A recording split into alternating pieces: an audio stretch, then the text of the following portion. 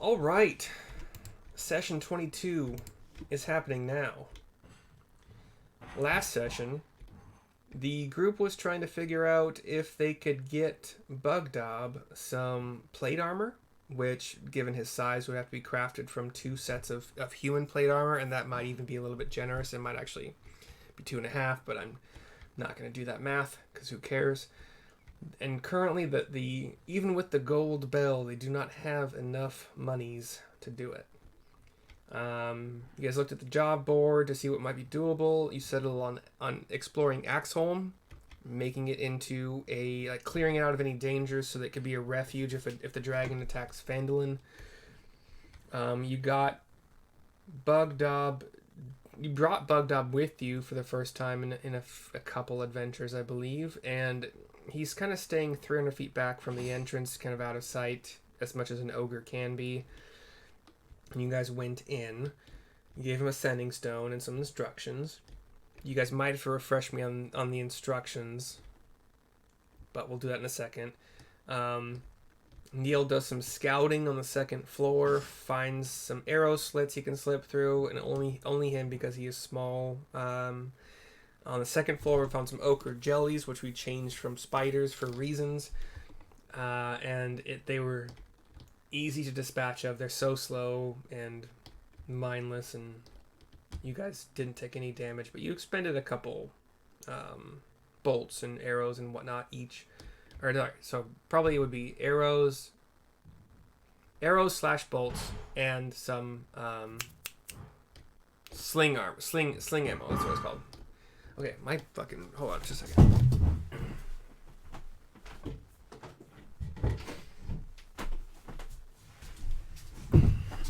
My housemate is doing something with the sink in the kitchen, so you guys found a portcullis that was blocking entry to anybody who was bigger than Neil, with some rope work and Neil's quote-unquote strength. The wheels of the portcullis were made to turn. You got it open 5 feet. It made some noise, but after a few minutes, you guys noticed nothing was coming. You open another 5 feet, and you set the brake. Still, nothing has come. There was a lot of discussion what you were going to do next. You learned in town, we kind of retroactively did like a town exploration, that there's possibly a banshee inside. There's some rumors of banshee that might be the ghostly form of a moon elf emissary. Sorry. Sarissa's check about knowledge of banshees went pretty well, and she shared her knowledge. Screams and dedication to kill things, pretty much the 2 basic things, and maybe the ability to move through walls, I believe, was discussed as well. And that's where we are. So, group. Do you guys have a group? If we have to fight a banshee, we could use our summon a buddy, and we could summon a cleric. Oh. Do you guys have a group name? I don't think so. Okay. If you ever come up with one, let me know so I can say that instead of the group. But no pressure. How about the awesome foursome? It would need to be Friends of Sarissa. Oh gosh. Sarissa and Friends. Sarissa and Company. Sarissa and Company. How often decisions are trying to be made, and Neil is like, I'm gonna do whatever Sarissa wants to do. It's like, okay, thanks, Neil. Hey, we're just trying to get Neil home. Yeah. You guys come up with it. I will use it. It's up to you. But this portcullis here is 10 feet up, so you have an open way, but you did notice that there's a door here. I don't think that door has been even attempted to do anything with it. And I believe Neil also explored, he's seen all the crossbow, the ballista that are in the arrow slits, but nobody manning them. He's discovered the stairway here, stairway over here. I think that's about where we're at.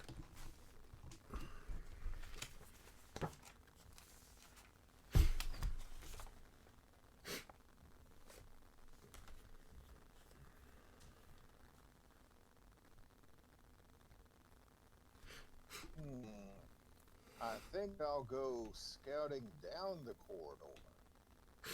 All right. As you move down the corridor, you fall into lava. It was a fake floor. Oh my god, you die. No, nothing. It's just a stone floor. Nothing The happens. floor is lava. The floor is lava. Am I facing a wall here? No, what you're looking at that's the portcullis, and it's 10 feet up. So we say portcullis.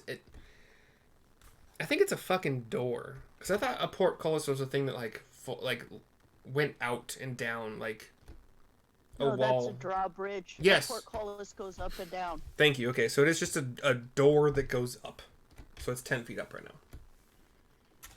And beyond it is just more, like what you see here on the map. It's more stone floor and a door ahead of you.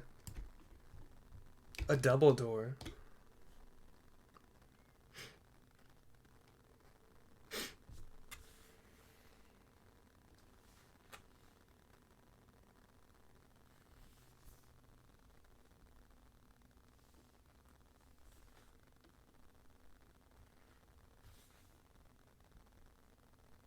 And to differentiate the portcullis from the gazebo, I've just dumped the UK portcullis page from the UK seal into chat. Oh, I was like, what? The I don't see it. seal of the I don't see a new chat indicator. I don't either. Sunday group open chat. Oh. Is it part of this? Oh, yeah. Oh, it's Okay. part of, yeah, I see. Yeah, I see. Okay. I don't know how to get to that in a way that doesn't screw up the... Didn't we rig up the portcullis so that we could very quickly make it close, and Yes. we have like a wire, or the rope is attached such that all we gotta do We is gave it cut a the rope. wedgie. Yeah. You made it so that you could escape and, like, close it behind you, I believe, pretty quickly.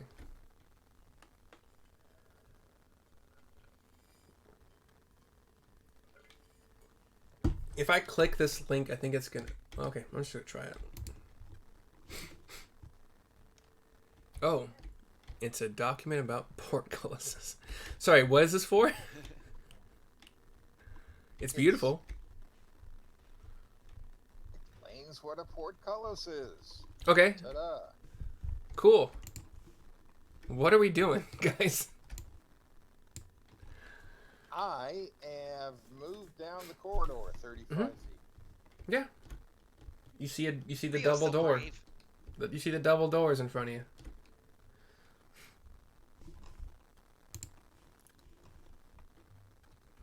What you can kind of sort of see that, like, this darker gray, that's the doors. If that makes it more clear. Go back and tell everybody what I found. And now that I've done the macro, it's time for the micro.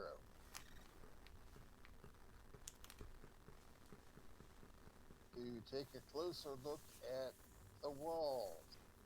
And what is this feature here? Along the walls, you see arrow slits. They are... Neil can fit through them, and he has. But you cannot.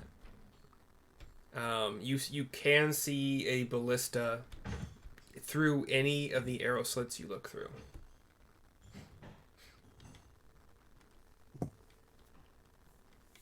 Yeah, it's safe. I checked. There's nobody at the ballista. There's a difference between nobody and no thing. anything of value beyond there? Value for like looting purposes? Yes.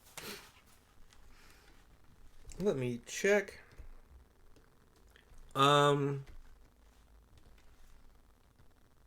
Looking through any or all of the arrow slits, you kind of just see the ballistas. You see kind of crates, broken crates, wood. Nothing that catches your eye, even with the highest of perception rolls, as being valuable. Unless you need a lot of broken wood. Or you want to try to get a ballista out of here somehow.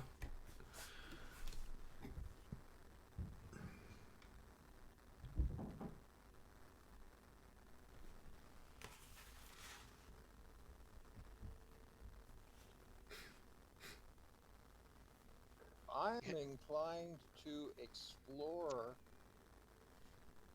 into that area.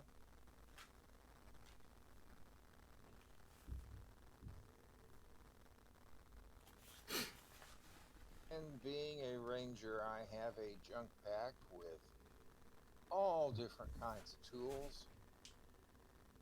So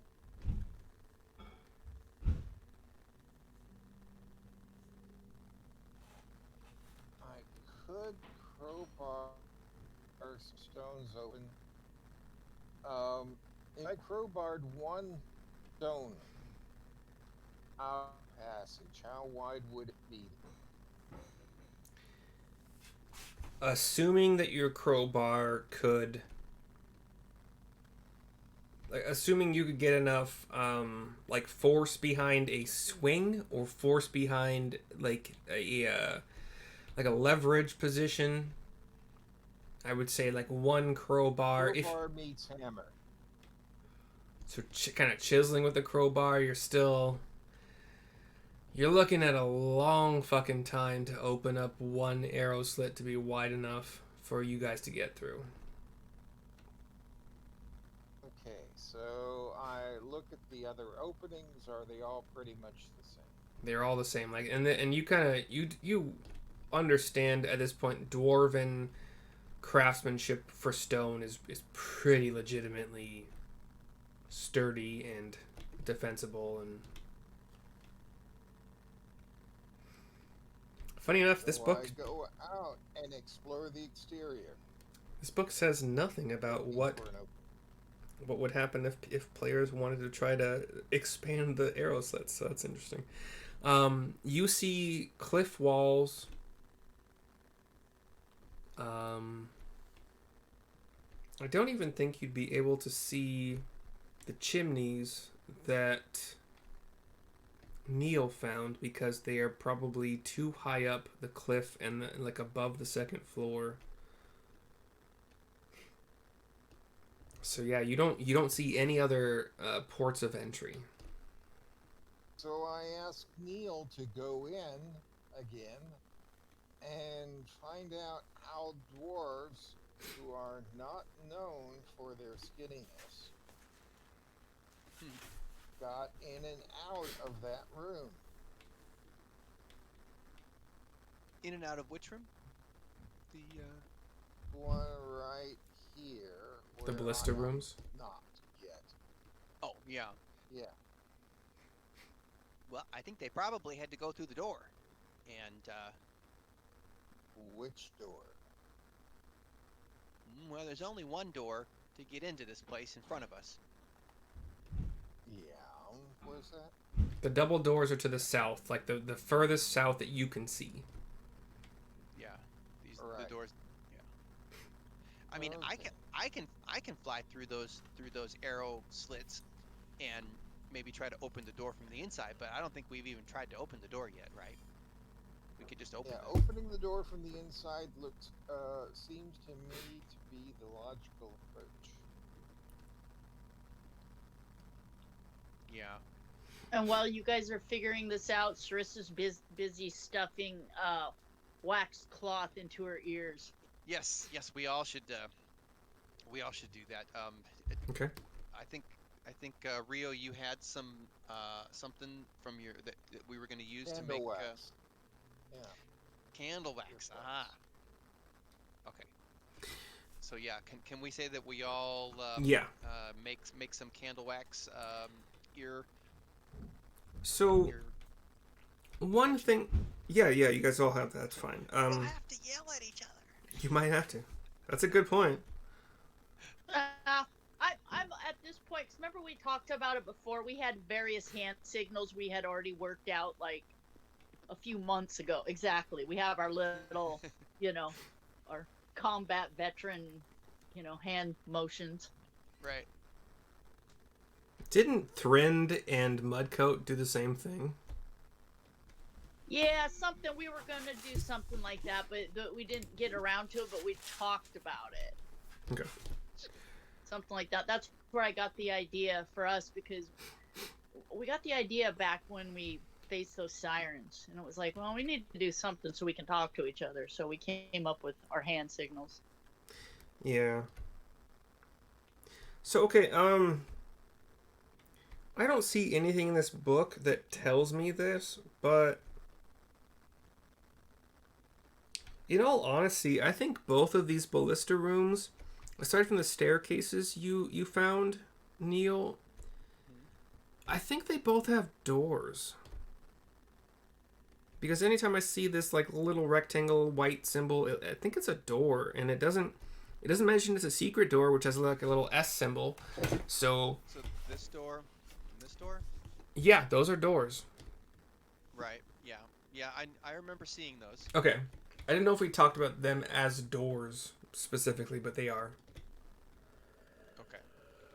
Not that that helps you solve the problem at all, but I just wanted to make sure that was. Well, so far I'm not sure we have a problem. I mean, is this the main door to the fortress here? I mean, This is the main door. Like they wanted, like the dwarves wanted one entry and exit point for protection is it purposes. locked? Does it look like it's locked? None of you have inspected it yet. Okay, I'd like to inspect for locks and/or traps. I don't All right. think Neil's very good at that, but Give me the first roll of the night, and it'll be And Neil dies. No. perception, investigation, whichever you choose. Honestly. perception, investigation. Can we help him when he does that? Like, can we lend ourselves to it so he gets like advantage or something? Sure. You guys can either give advantage to the person with the highest bonus and have them roll it, or you guys can all. Okay. +6 for investigation. Yeah, Sarissa's got shit, so you go, Neil. You have to keep in mind like Help me. proximity, but Okay, so I'm getting help. you have advantage if one of your fellow players wants to be up there with you, helping you somehow. Sure. Okay. Okay. Let's see. Then with Rio's help, we are searching the door for openings and locks and traps, and roll the 13. With a 13, you tug on the door, and you find it doesn't move. It doesn't budge. Giving you the idea that it is, in fact, either locked or in some way, shape, or form barred from opening. Okay, is there like a handle? There are handles, yes, but there are no keyholes. Okay, but there's a handle. Is it like there's like a slit in the middle, so like two doors would open up, or it's on one side, and it's just one door it would swing open, maybe? This is dwarven craftsmanship. You cannot see through it. Like you can see that there's a seam, so there's two doors, but you cannot see through it at all. They are tight. Okay. Well, guys, I think I'm gonna have to go through these ballista holes and go around the other side and open it.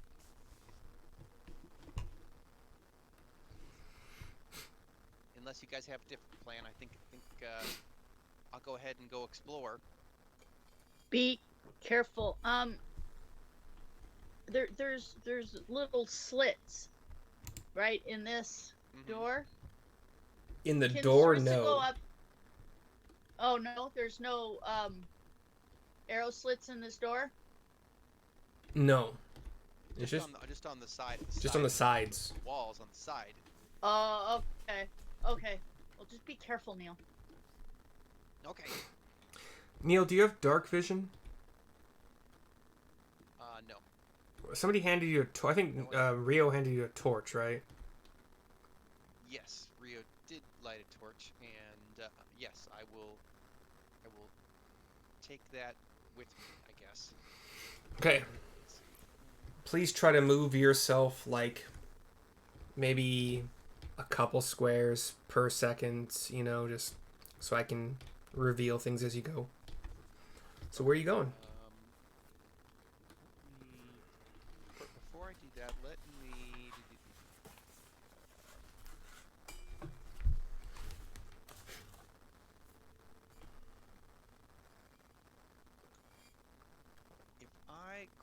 If I cast enhance ability on myself and give myself the where is it here? Enhance ability, it's a concentration spell, and if I give myself Cat's Grace, it says the target has advantage on dexterity checks. Yep. Right. So would that give me advantage on stealth checks? Stealth, sleight of hand. Or just straight dex checks? It's anything that has like dex. So one thing I learned recently is that list of your abilities and like, you know, stealth, acrobatics, whatever, what it has next to it is kind of a guideline, but it's not guaranteed that that's the only stat you can use for it, because a lot of tables you can have strength intimidation or like intelligence intimidation. But yeah, for the most part, stealth is going to be dex. Sleight of hand is probably going to be dex. Unless you can like use your intellect to like distract something to whatever. But if it says dex along that upper, you know, up and down column, then you have advantage on it. Okay, well then I will use a first level, or I guess it's a. I think it's level 2, right? It is a second level spell slot. Okay. For enhance ability, and I will enable myself with the grace of a cat. A Fey Panther with the ability, dexterity of a Fey Panther, and then I will stealthily go into this ballista hole over here. Start moving slowly southward. So first of all, you see that extra. Did that work? Hold on. Yeah, that worked. I saw that. So you saw extra down here? Yeah, I saw it uncover stuff. Is it still I uncovered? didn't see where you were just. No, I didn't see. It's uncovered up to only What the the velocity fuck? up to here. I had the. Oh shit. There we go. Wait. Fuck. I hate. Sometimes this stuff does not work the way I want to. Hold on.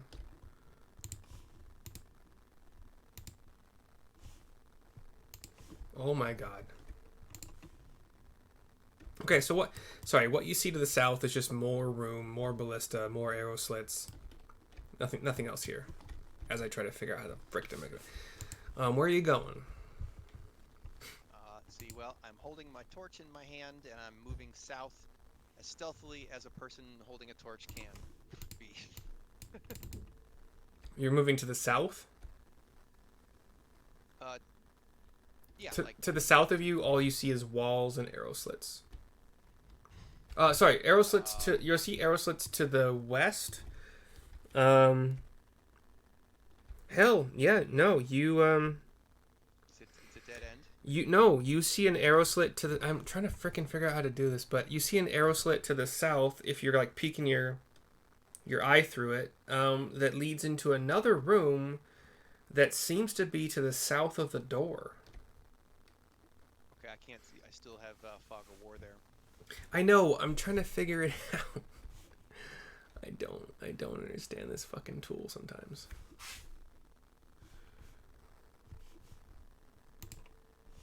fog cutting on, you can just. I do.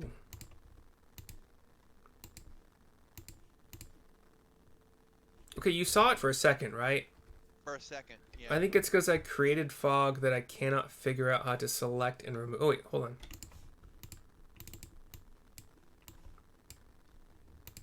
Boom. Okay, so there we go. Okay.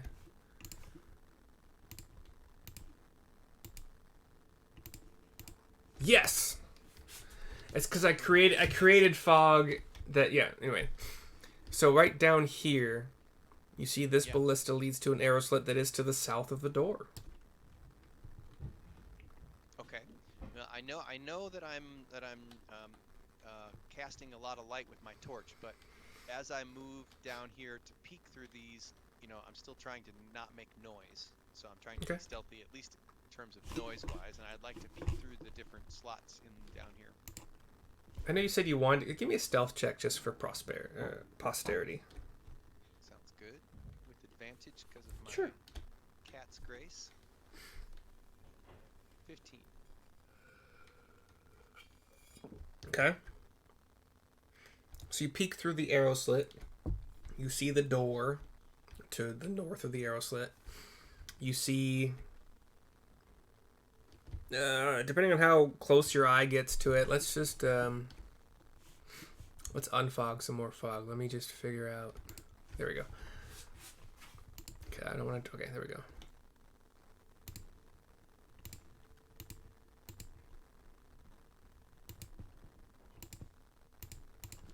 That's about what you see.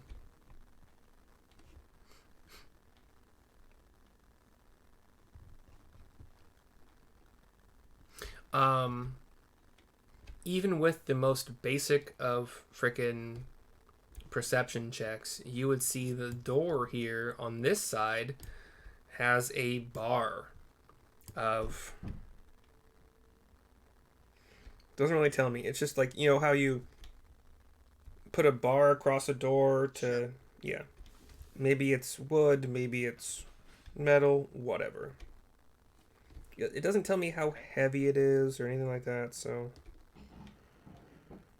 I assume it's movable. You might take a strength check or something. Let me peek in the other ballista. There's two ballista pointing east as well. You would just see this kind of like... Assuming you look at both of them, you just see like, yeah, that little thin kind of corridor.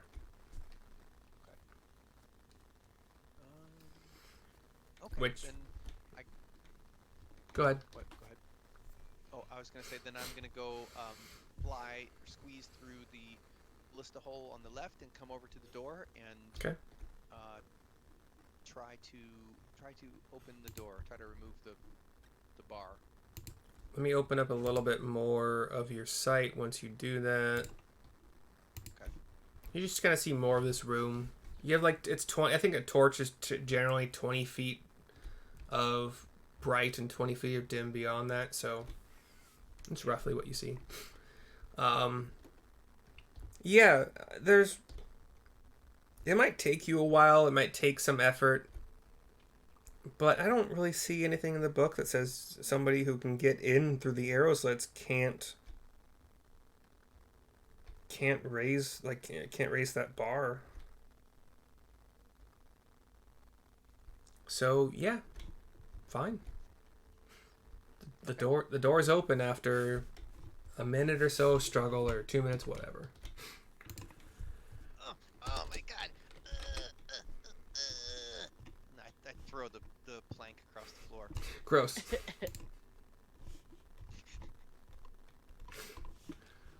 Oh, you wait, hold on, hold on. I'm sorry. Did you say you throw the plank across the floor? Well, I mean, I'm a small guy, so I can hardly like lift the whole thing. So I mean, I don't know if I probably can't even throw it, but it probably made some noise. Let's just put it that way. As I unbar the door, I probably can't do that entirely silently. So Okay. you'd probably hear you probably hear the sound of a board hitting the floor or something. All right. I like your honesty. Oh my gosh, like I don't even know how to. This is such a fucking massive goddamn.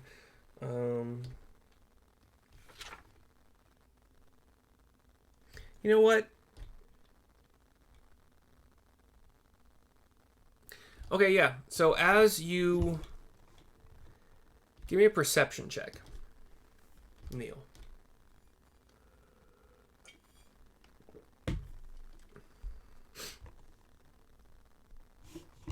A 9. Okay. So as you throw the bar down and you hear the massive echoing sound of that bar, a second or two later, even with a 9, you hear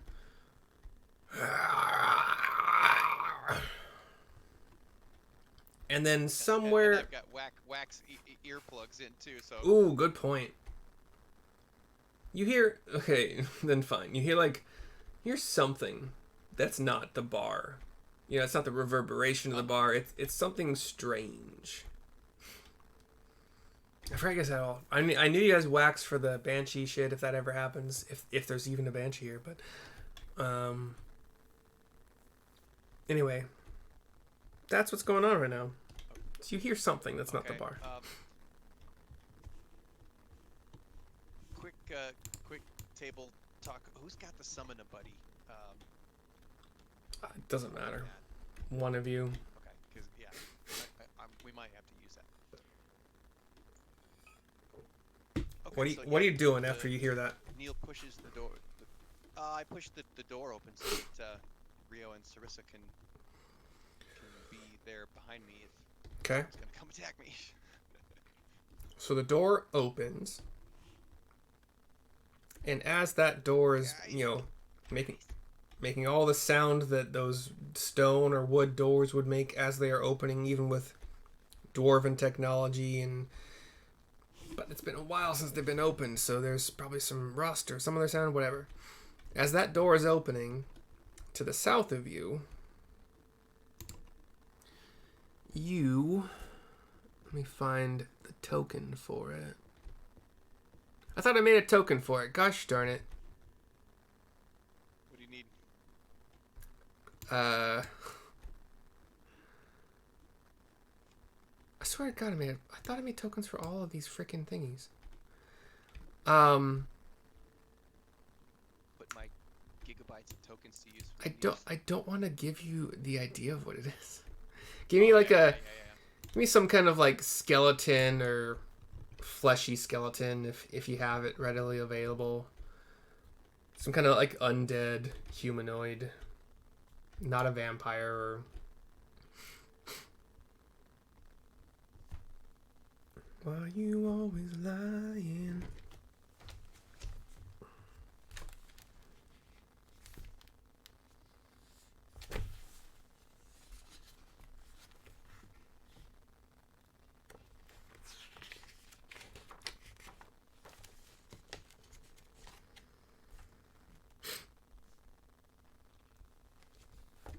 So as the door is opening, to the south of Neil in this room, where a token will soon be generated by said Neil, you see this gray-skinned, long-tongued, slavering...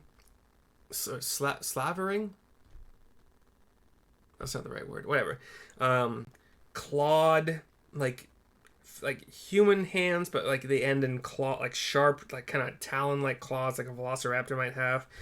Claws on the feet, kind of wrapped in what looks like it could be the remnants of clothing. Gross hair flowing back. Roll initiative. It's flawed. What was that? You cut out. Everyone, Claude. Oh, yeah. Claude, you know this guy? Give me some initiative. Pretty please, y'all. Say what? Initiative. Initiative. Roll for it. Did my 23 appear? It might have. I'm not on that screen. So 23 for Rio. I see it, Rio. And you? 20. 14. Did you say it had a long tongue? It does. You can see it kind of like trying to lap at you from a distance. And gray skin. Pardon that sound effect I just made, but Just okay. character you need. You're welcome to. I mean, if anybody wants to make a Arcana or religion check once they kind of see the monster, you're welcome to, and I won't make you roll for it as an action, just a recognition. I got a 14. Me too. Okay. Rolled 19. We got so 21. Rio, you're up first. What does the monster look like? Does he look? He got a hangover. Does he look hungry? Does he look like he just had a bite out of a taco with too much hot sauce? So the description I gave earlier is the same description you're going to get here. Gray-skinned, claws on the end of its hands, long tongue, kind of like looking for things to lick or whatever. Gross, undead, angry. Angry and probably hungry. Undead. Yeah. Sorry, didn't pick up on that. Okay, is he advancing towards my buddy? Yep. Well, I mean, like, we're in initiative, so it's where it is on the map is where it is right now. But yeah, it looks like it's trying to eat your buddy. This is not good. Not generally. So, it's clobbering time. Okay, the thing.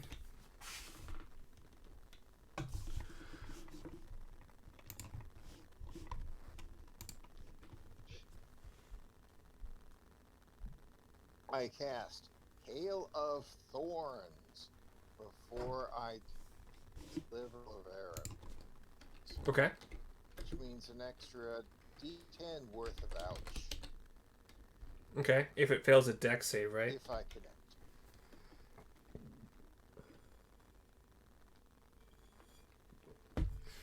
That's your So, Hail of arrow Thorns is number 1 is a bonus action. 22. okay, right? 22 hits. Right, that's a bonus action.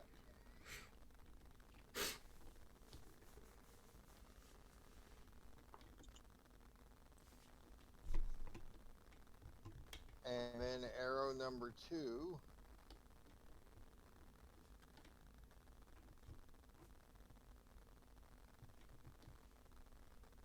Or a miss. Which like a one or you say 14? Yeah. 14 hits, bud. Always Wow. give me the numbers. You never know, man.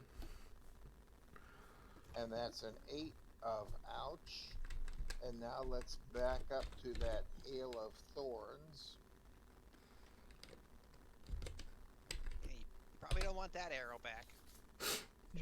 So it's an extra D10 Okay.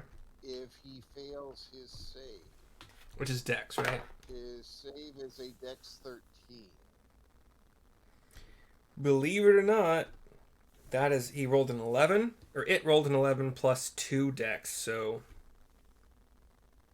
that's So a he save. gets half of 7 or 3 extra damage. Okay. Okay, cool. Just making sure there were no immunities I wasn't aware of, but yeah. So 3, we're at, okay. So that's 2 attacks. That was your first attack damage. I don't think you told me You hit with your second attack. Your second attack will get your... I hit with attack 1. I hit with attack 2. Yeah. And attack 1 was incremented by Hail of Thorns. But attack 1 was 8 plus 3. Attack 2 will benefit from your Colossal Slayer, right? So enemies that don't have their full hit points. I don't know why Colossus Slayer didn't get dialed in. But you haven't rolled damage for the second attack, right? Yes, I did. Oh. Okay, you got to give me one attack at a time. I'm not watching the dice here.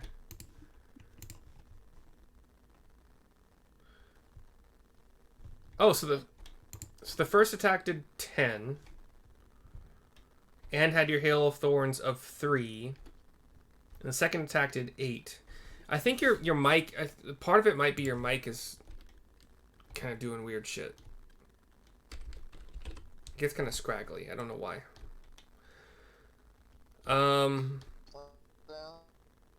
Yeah, you sounded like a robot just then. Yeah, okay, that was the cord bumping up against my shoulder. Gotcha. So Anyway, give me a roll for your Colossal Slayer on the second attack.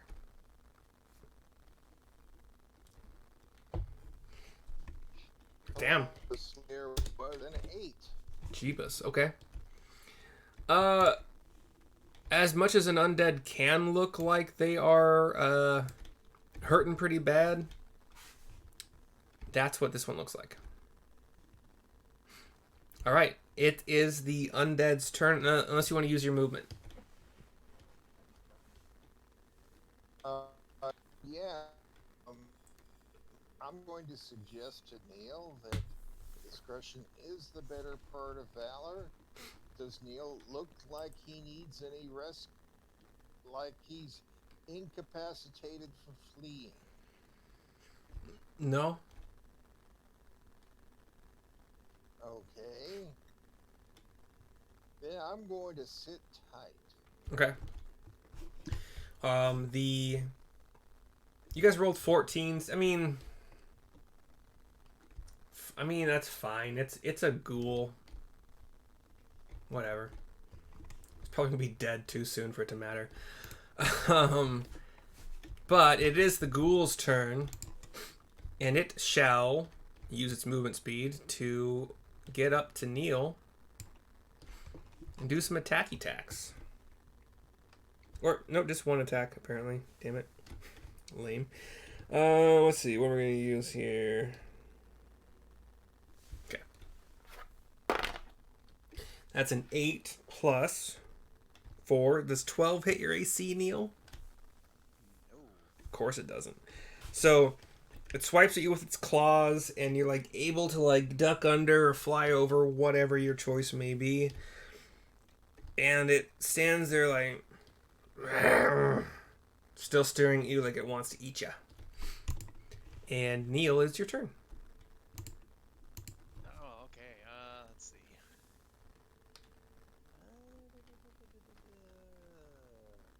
Yikes. Oh, that would have been fun if it hit. Neil is going to disengage Okay. and move back. Let's see, my speed is. What's my flying speed or walking speed? 30. They're both 30. Okay, so 1, 2, 3,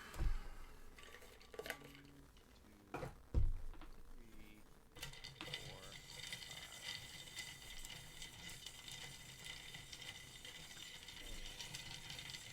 5, but for a bonus action, I will give Bardic Inspiration to Sarissa. Okay. That's 10 minutes, right? Yes, 10 minutes.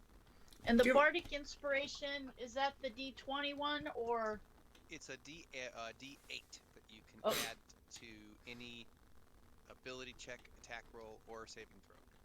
Okay, so any attack, saving, or ability check. Okay. Yeah, and it says this can be added after seeing the roll, Okay.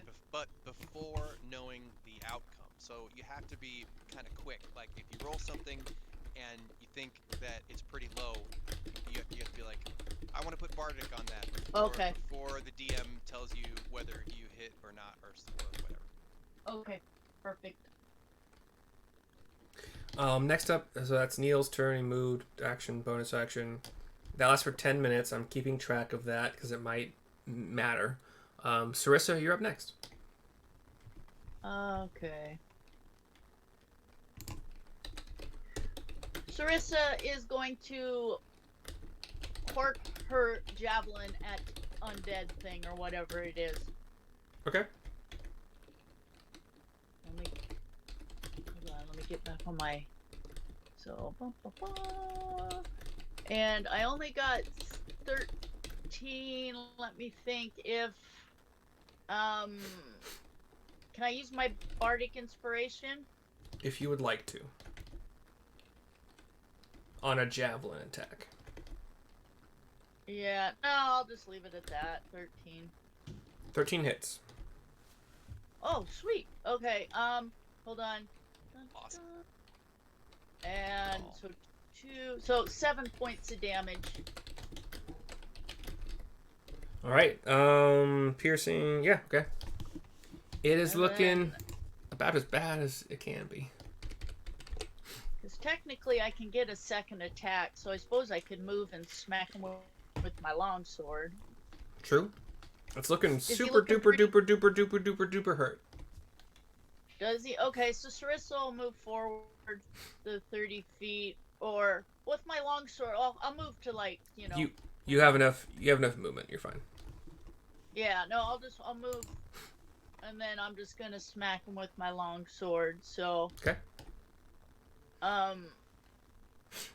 So I'm going to use my bardic inspiration because I only rolled 12, and so I'd like to use my bardic inspiration because I just don't feel that's good enough. It's up to you. Oh shit! I only got a 1, so I'm 13. That's what you rolled. That'll hit, right? Yeah, that hits. Oh sweet. Okay. So. Nice. What I think needs to be implemented here, and I'm gonna have this rule going forward, is for your smites. If you want to smite, you're gonna declare your smite when you hit, not after the damage of your regular weapon swing is calculated.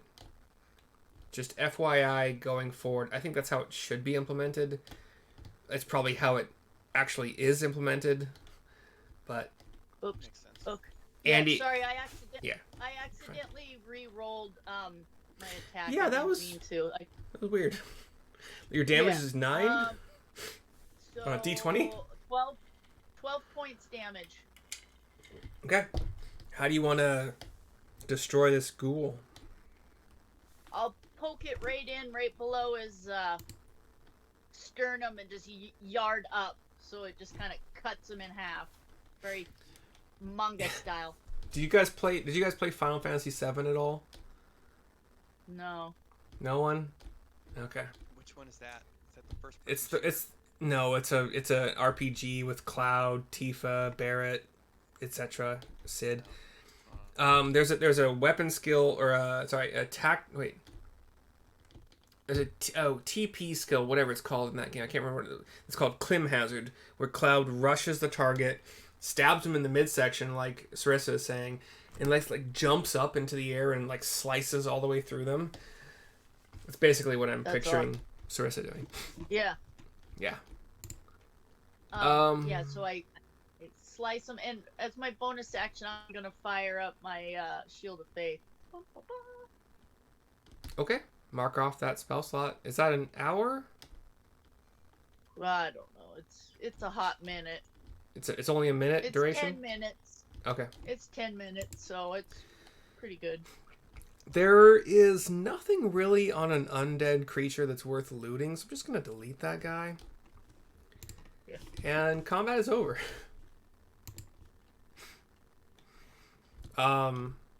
What I am saying right now is that it's 3:25 in game. So 3 p.m. Can Go I ahead. retcon? Like, I'm not gonna fire up Shield of Faith then. I don't know what I was thinking. If it's already that late in the day.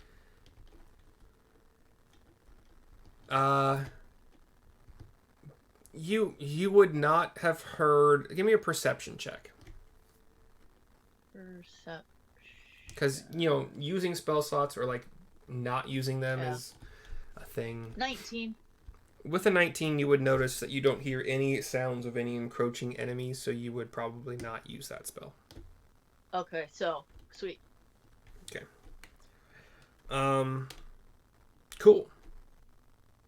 So you guys have 10 minutes. Wait, no, you used your bardic, so that's gone, but you have... Okay. Shield of Faith is also not... So, yeah, time doesn't really matter, so never mind what time it is. But it's... Last session, you guys ended around 3 p.m. game time. So we're just, like, the exploration that Neil was doing, and the opening of the door, it's about 3:25. That's about how much time has passed. And keep that token handy for no particular reason. Should we just start a big fire in the middle of that hall there? And dry out any of the things, and just pick them off, and if we have to, we can go bolting outside into the sun. Yeah, I like the idea of drawing enemies out. Yeah. I mean, we're probably going to explore this whole place, but we have a defensible position, and Yeah, exactly. We could have Bugdob yank down some trees so we can throw some kindling on the floor, a little bit of oil, and just start a fire there in that room. The next book I purchase is going to be digital because I cannot believe these pages are fucking falling out. It's stupid. They shouldn't be falling out. That's I know. bullshit. That's I treat terrible it flying nicely. stuff. I don't get it. No, that's just a piece of shit book. Yeah. It was super cheap. It's on sale, but... Yeah. Super cheap. So Sarissa will be doing to Rio and Neil let's start a fire back there in that hall.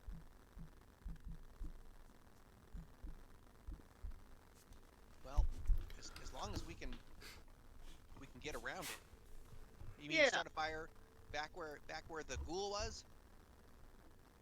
Yeah, like not a huge massive bonfire, but like a decent sized fire that we could walk around no problem, but it'll be light and it can make some noise and stuff, and see if we draw anybody out. Sure. Make some noise.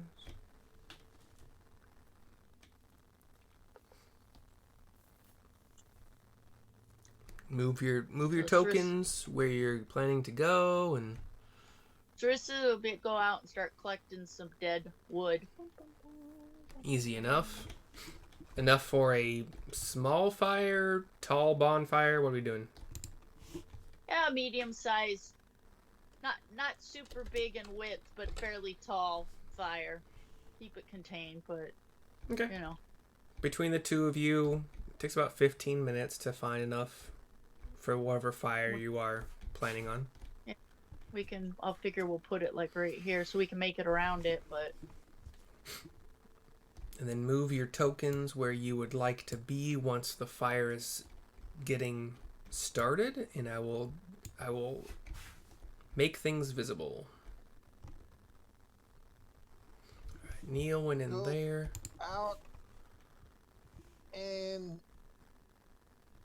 look at the building from the outside. It looks much the same as your Tall is it?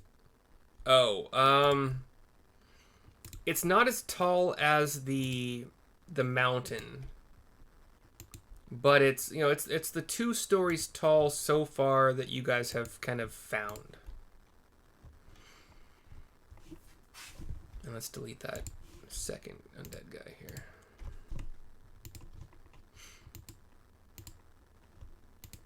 I don't know why that line was there either.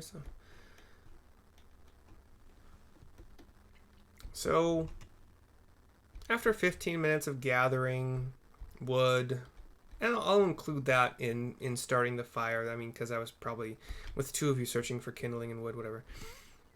You have a fire.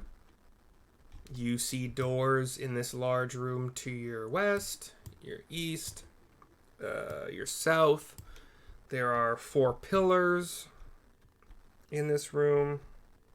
And then you see the cool symbol on the ground of like a sun and another sun or whatever. Just cool looking. There's dust all over the floor. It's about 40 feet high. It says something about arrow slits, but that's the one. That's the one Neil came through.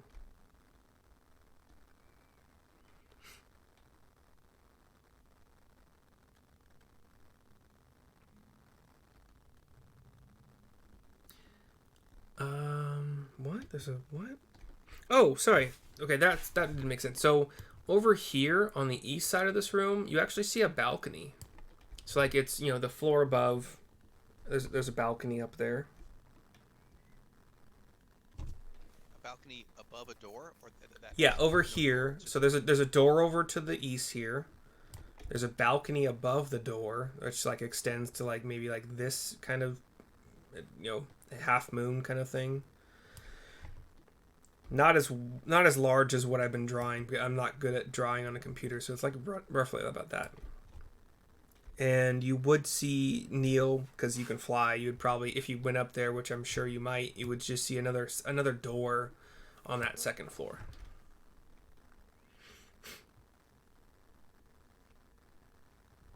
All of the doors are double doors, if that matters at all.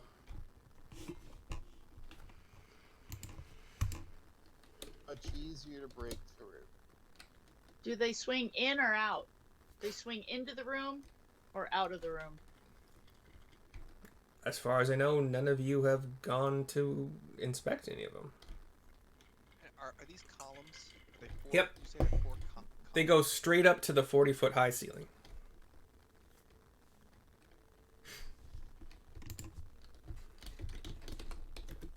Well, let's see if we can draw them out.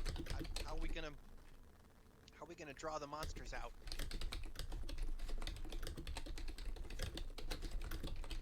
Should we make a bunch of noise? Oh. Yeah, maybe we'll have Neil do an impromptu jam session.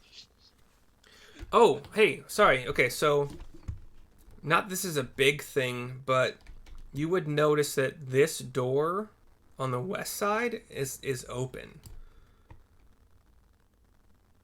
And I vote go ahead. we block up 2 of the doors so things can't come through, so we can control things coming into the room and maybe do it one door at a time. And you would notice a trail of dragging ghoulish footsteps from the open door to where it came to attack you. Okay. So I guess we can the noise we can make is we can pull some planks or boards or whatever. And so do these doors open in towards us or do they pull away?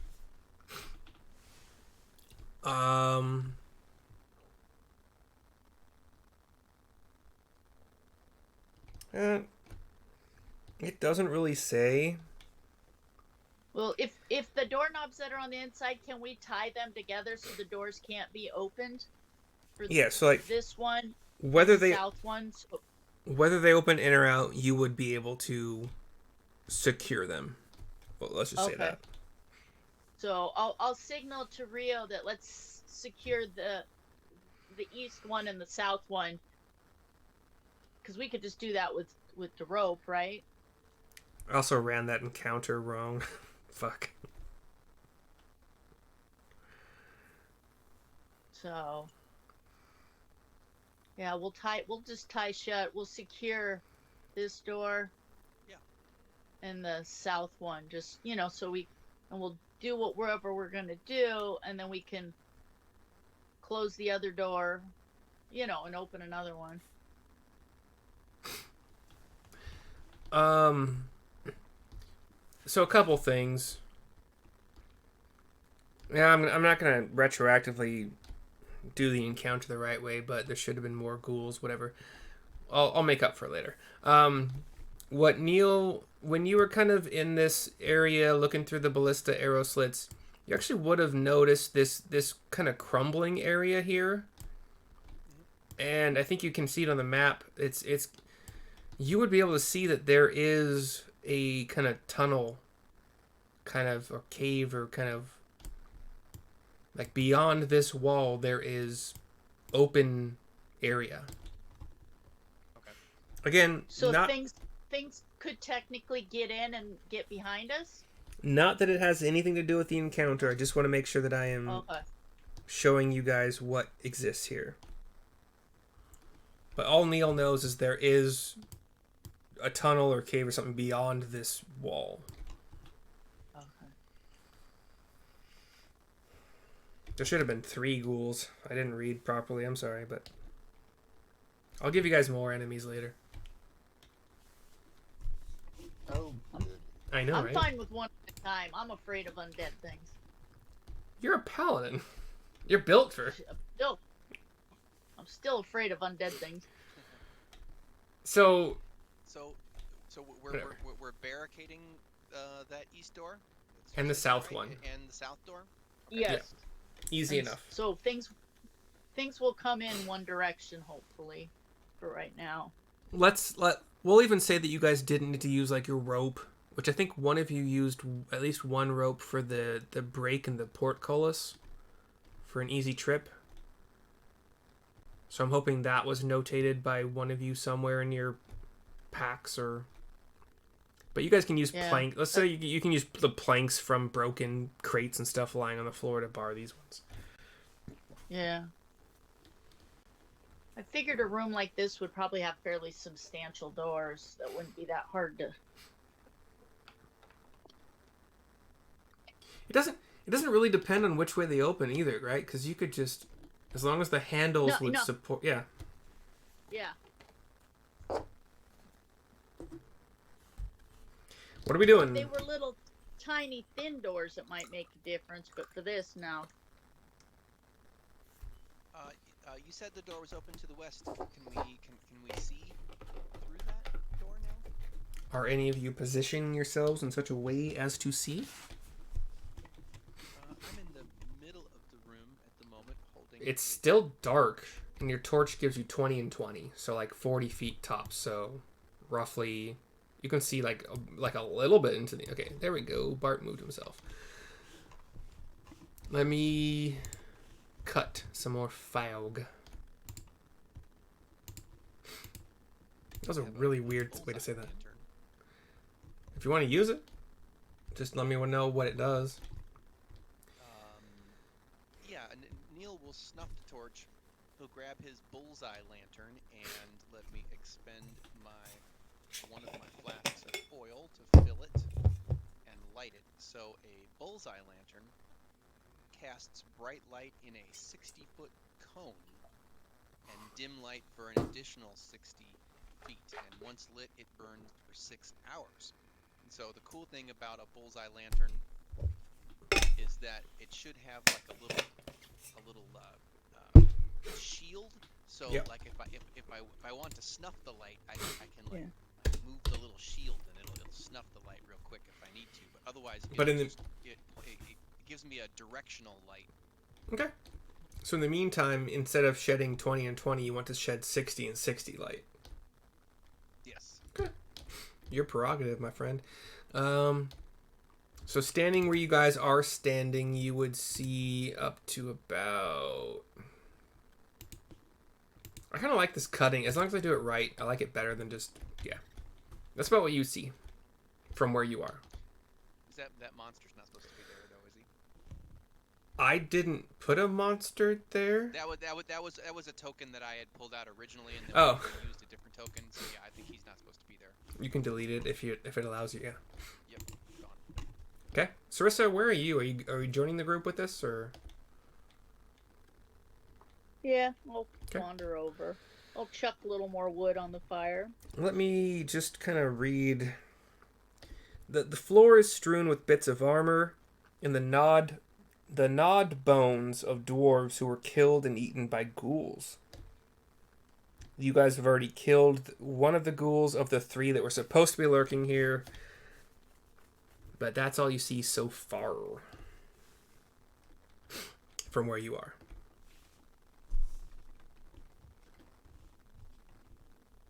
Any more ghouls in there? Neil yells. Yeah, Yeah, we'll see. Hold on just a second.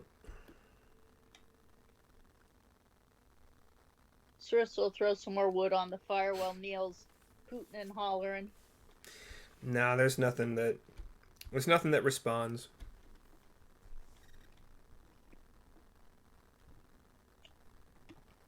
Does Move. it seem like if the ghouls were there, they would respond?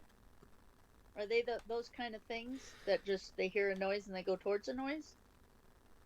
The only information you have about that so far is that when Neil dropped the bar on the double doors of the main entrance, that's when the ghoul came.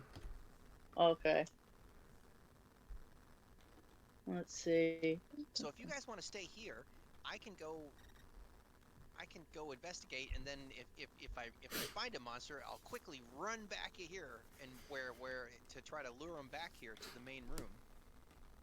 Okay.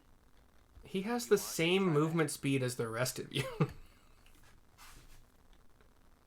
Whatever. Right. Well, yeah. I mean, I can dash, or I can try to. You can all dash. So. True. We'll fire up one of the sending stones. We'll give you the little sending stone, and I'll have the other one, the Marco Polo. Our little walkie-talkie rocks. Well, why don't I just take my bullseye lantern and move here and see what's to the north. If I shed my lantern to the north. I am creating the thingy here.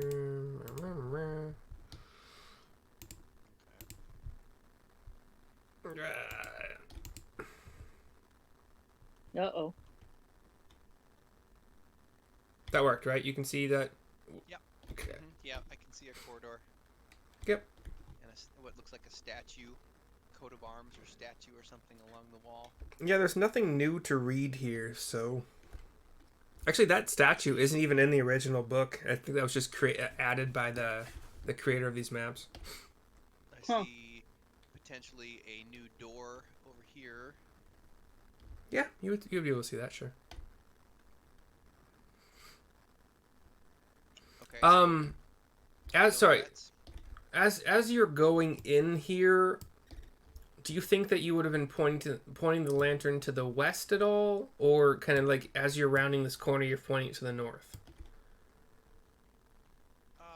Well, I mean, it was pointing west to begin with. You would notice a door here. Okay. As you get to where you are, before you turn north, you'd probably also notice. I'm gonna just there's a lot more to reveal, but you notice a door down here as well. So I'll just fly back and be like, well, I don't see any more ghouls, but there's a few closed doors that we could open. Did you see any, like, dusty footprints? Which direction the last beastie came from? Ooh, yeah, let me check. I mean, look, I see that there's some ghoul footprints that came this way. Do I see where those footprints came from? There's nothing in the book about that, so I'm gonna say that the ghoul, like, I think that undead in general, I don't know how undead work in the D&D world for sure, but I think it was just hanging out here, waiting for the next meal to come along. Got it. I don't know how proactive undead are about finding things to eat, because I don't know if they have a shelf life and whatever, but it was just hanging out here. Maybe you see some shuffling around footsteps, or that's it. But just from the one guy, like he was just meandering about in this room. Well, there should have been 3, but for now it's just the one guy. Hey, Sarissa, don't you have that that cool paladin ability,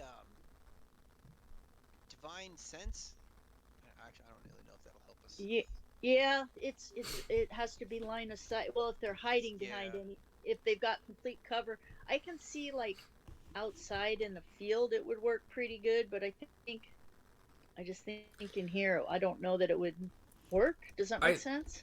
I think that's one of the modifications I made in my rules, because it sounded stupid that the divine sense would need line of sight.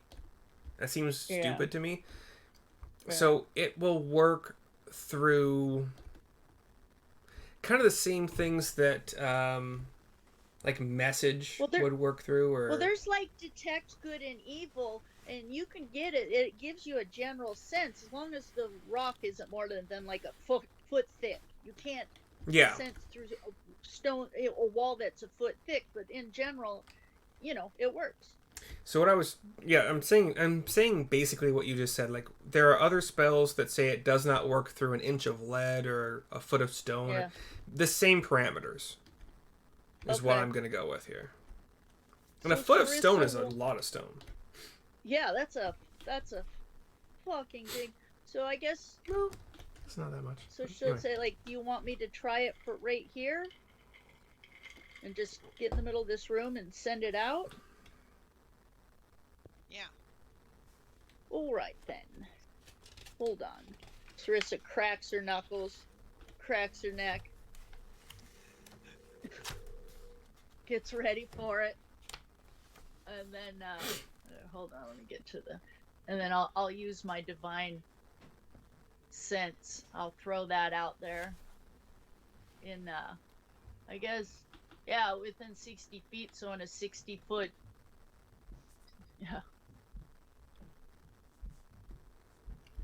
Okay. Let me figure out exactly where that would hit. Like I can move right here and then just... Yeah. Yeah. There are different floors here. I'm gonna just say that... I'm gonna say that it would go through the floor, even though it might not really, but... nothing there. Nothing... You sense it's undead only, or fiends and celestials. Yeah, I can sense celestials, fiends, undeads. So good guys and bad guys. You sense nothing. I have a big nothing, Neil. There is nothing to detect here. You sense that Rio is an undead this whole time. You're right. That's funny. So, I don't know. Perhaps we should just tie off this door and go a different direction.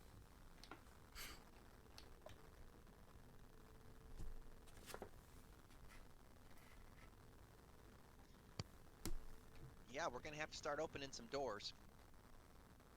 Yeah, so, well, we could go back out into the main hall, tie this westward door closed, and I don't know, do we want to start with the east or the south?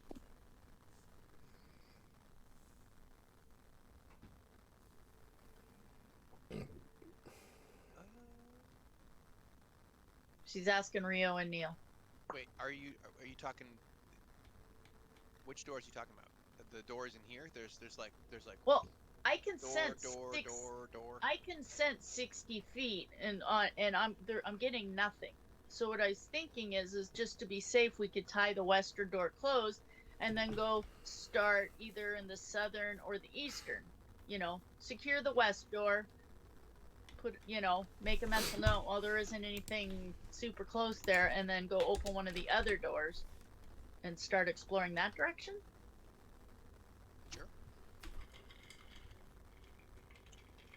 So we'll tie this guy close, and so I'll be like, which one do we want to choose? The east or the south? Let's open the south door then. After we barricade the west.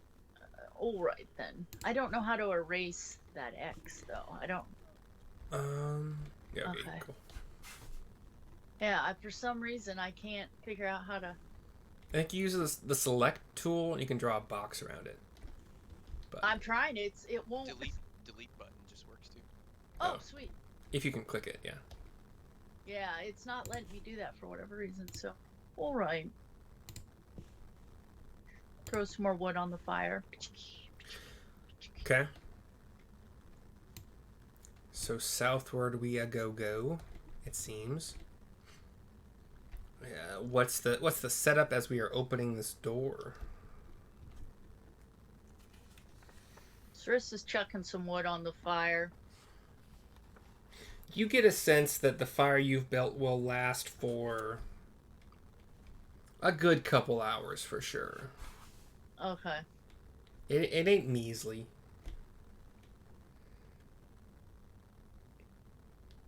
So we should probably open the south one and then use your lamp to look down. If you guys want to discuss this, I'm gonna pee super quick, so I'll be right back. So we can open the door and then shine the bullseye lamp down there. Yeah, sounds good. I'm gonna get a glass of water while he's gone real quick.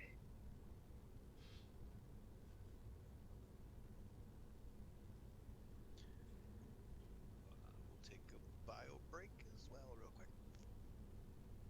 Yeah. Junior, time to get up now. Up, up, up.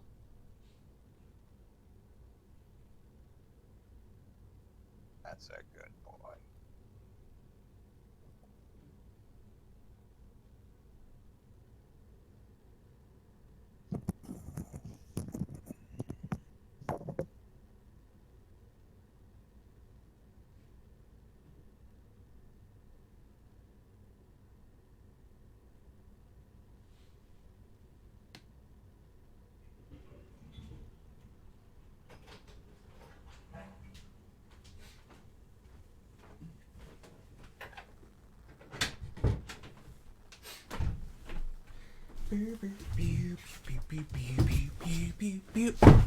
I wonder if the music from Doug is copywritten. I don't know.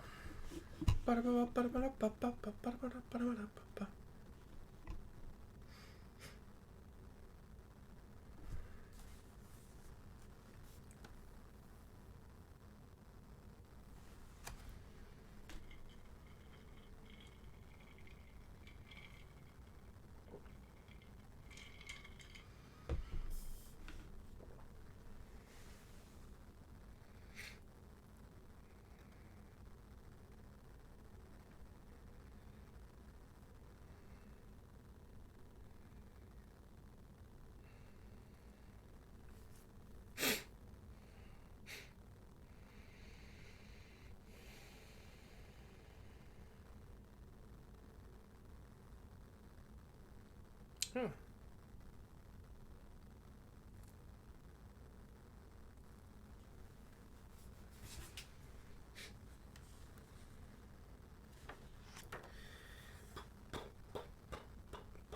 Boom, boom, boom.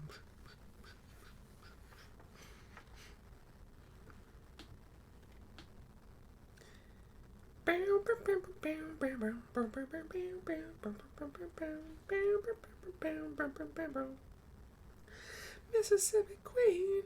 This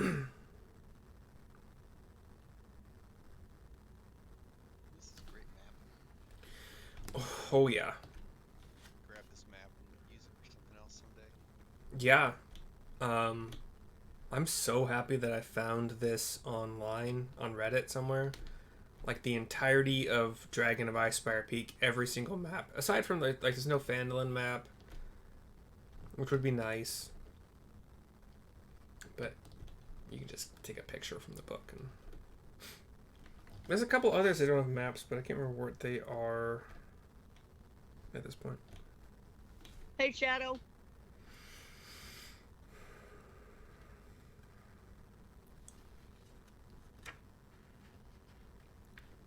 Howie? No, we don't say that here. No. Bad shadow. No Mandels here of the Howie variety. Although he's a nice guy. He's a very nice guy. Howie Mandel. I'm so annoyed that I did not hit you guys with the 3 ghouls that were there. That's fine. That was No. One was creepy enough. No. Y'all needed some danger.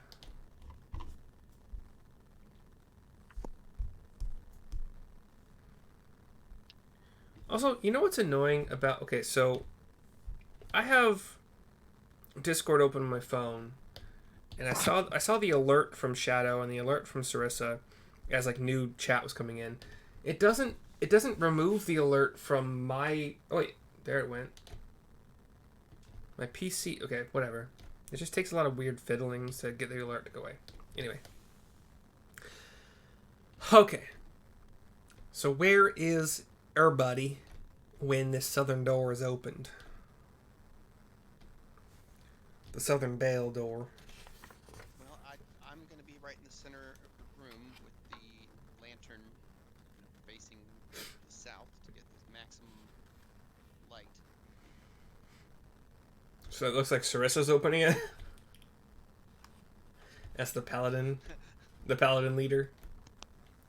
Yeah, sure. I'll open the door. I give no fucks. You guys give a And then lot I of get- fucks. Okay, I'm not gonna. And then I get out of Neil's way. So. All right, I peek around the corner. let me illuminate, whatever. One of those two. It doesn't matter. You see a corridor, a hallway. At the southern end of the hallway is another set of double doors. You can maybe, from one of your vantage points, especially Sarissa, you can see some more arrow slits. Do you think I should go down there? And I guess I could see if I sense anything else.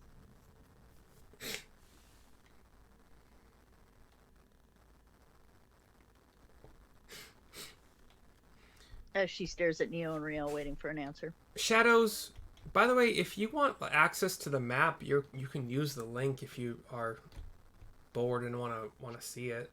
Just FYI. If not, whatever. Oh, you motherfucker. Okay. All right. So What are we doing? Are you running through to get shot by a ton of ballista? Just keeping it on your toes. yeah. So there's a big double door at the end of that corridor. Okay. Well, same size double door as all these have been. Big to you because you're tiny, but Do we hear anything when we open this southern one? Is that a perception? To see if we hear any noises?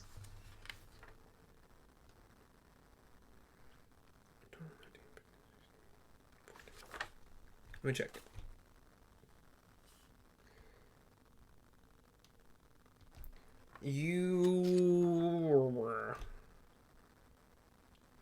Sure, give me a perception check. Anybody who's like listening after the doors are opened. 15. Okay. Oh, Neil's perceptive. As long as they think they'd be listening. Yeah, 15, 22. Wait, what's 22? Oh, 22 from Neil. Okay. With a 22, you're so far away though, standing there. No.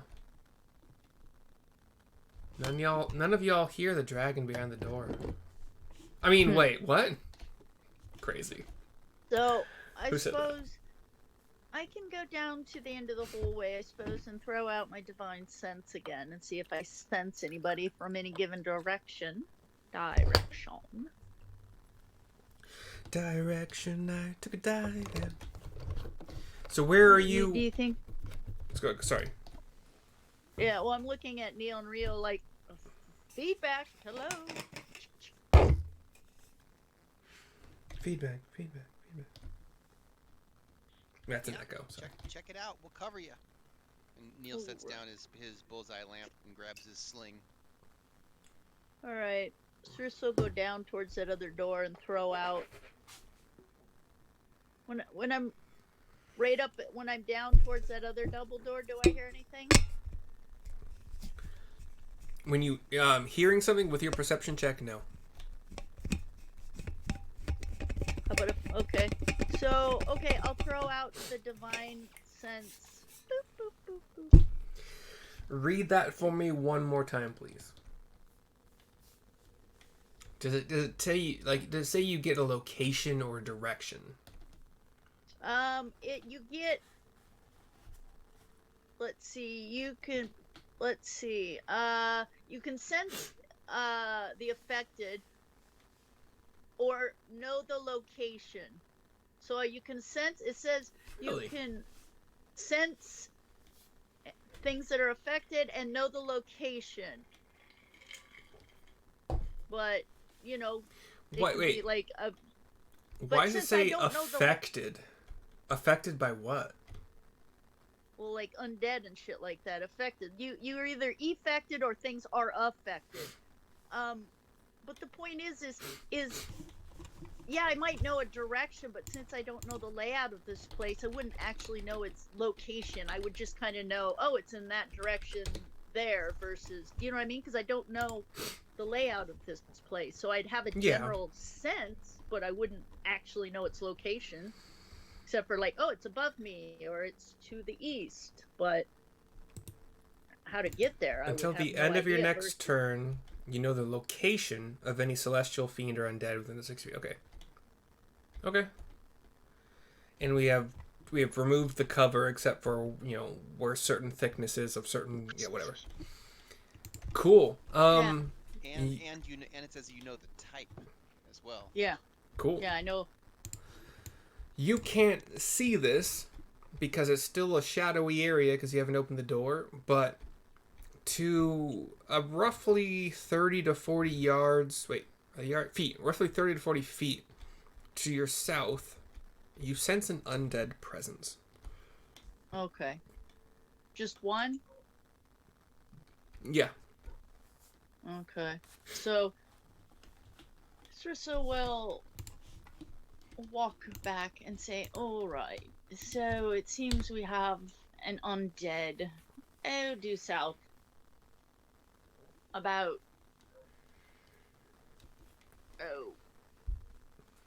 30 or 40 feet.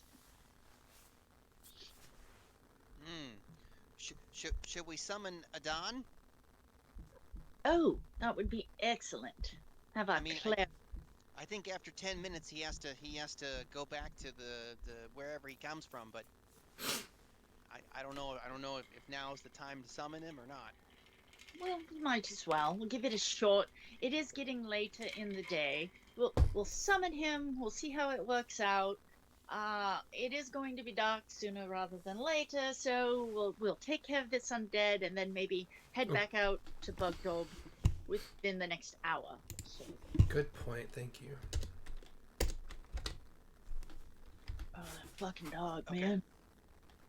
Awesome. Then we use our new cool magic item, Summon a Buddy, and this really striking human male priest dressed Dare we say an Adonis? Yes, he's extremely handsome. He's dressed to the nines. He does have a shield and a mace, and he's wearing chainmail, and he has a holy symbol around his neck, and he appears and says, "You have summoned me." Yes, Adon. Yes, there might be some undead here. We might need your help with that. Ah, I can help. And here, I put a picture of him in chat.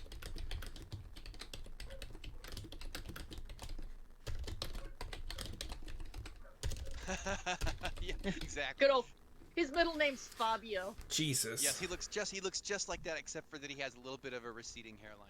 Yeah, right. He's Fabio, not in the '80s. All right. Time's a ticking. All right. Well, let's go open that door and flush him out.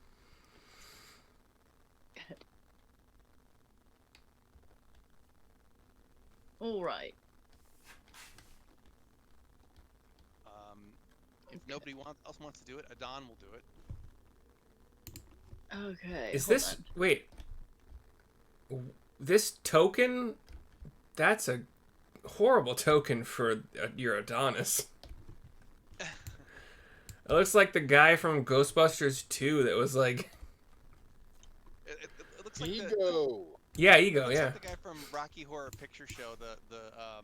not good at all. The butler. Oh yeah. So we're about 15 seconds into your summon. Damn it, Janet. So, Sarissa will. Yeah, Sarissa won't do diddly. So, okay, that's a dawn. Rio, please keep up with where you think your token would be. Same with Neil, Sarissa, etc. Time is a ticket on this 10-minute window of your summon a buddy. Okay, Adon throws the doors open.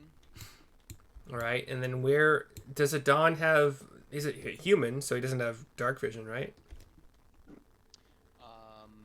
Right. He does not. Okay. But the bullseye lantern is still pointing down this corridor. So disadvantage on that perception check was a 2, plus whatever his wisdom as a cleric would be, plus if he has perception bonus. Your Adon, or whatever is Adon. Is that what we're going with? Adon, yeah. Adon turns back to you and says, "I don't notice anything in this room." Mm. Oh, let me fog here. Sorry, let me fog. Okay. So the door's not the door. He's opened the door to the south down here. Yeah. And I think that where Neil is with his lantern would probably only get you about like that much vision. I did pretty good. Yeah. Yeah. Come a little closer. Neil. Sarissa, do you have dark vision? I'm sure you do. Yes. You're a fucking tiefling. It's third. Is it 30 or 60? I can't remember. I think it's Please, 60, but please look it yeah, up. dark 60. It's 60 feet. So you can So- see into basically pitch blackness as if it is dim light. Give me a perception check at disadvantage, please. Perception. A lot of DMs get this wrong, apparently. So dim light is always going to be a disadvantage. Well, my first roll I got an 8, so do I really need to roll again? I mean, that's already What's pretty your dismal. perception bonus? 0. Oh. Oh, and I got a nat 20 on the second one. Oh, you should have just not done it. Yeah, you don't notice anything either. But you mean you still had that sense earlier that there was an undead Yeah, presence to the south, so. It's the divine sense, so unless Yeah. my god is wrong, You know you're which is never wrong. I'm not going to be like that. Um, So 1 minute has passed during this like surveying of this room from your vantage points. all right, yes, come down here, gentlemen. And so, Yep, Neil flies Okay. all the way down there. And assuming that Neil, you're going to span the entire room with your lantern. Yes. Okay. Let me reveal Neil. That was dumb. I'm just gonna make things easier here and there. Oh shit! I have to. Damn it. Okay, I'm gonna have to reveal some more to the south here because I couldn't get this. I didn't have the screen where I needed it to be. Let's say that. Let's say that.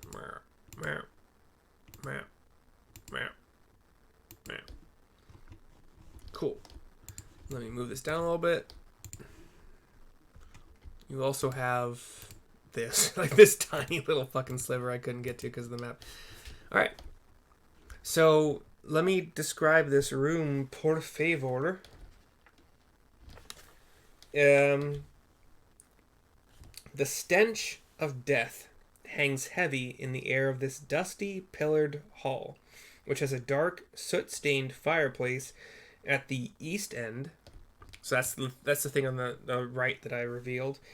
A deep alcove in the south wall contains a dais, D-A-I-S if I'm pronouncing that wrong. I think it's dais, whatever. Atop which rests a limestone throne flanked by granite statues of dwarf warriors. Between the throne and the fireplace is a hallway with stairs leading up. Oh, well, I guess you would have also noticed, like, to this direction, you would see a stairway with stairs going up.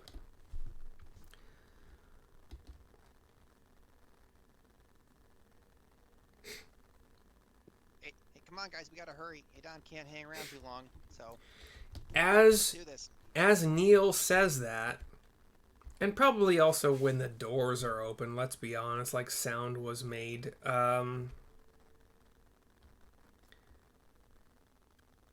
You hear the cricking of like weird, dusty, like undead joints. Just like he's like this being in this direction behind this throne, this chair, whatever, is coming, is animating. And if you want to throw down that ghoul token again, Mr. Neil, right around here. Yeah. And while we're doing that, I'm stuffing wax in Donnie's ears. I've explained to him, Banshee, stick these in your ears. When in Rome, stuff wax into ears. Exactly. Yep.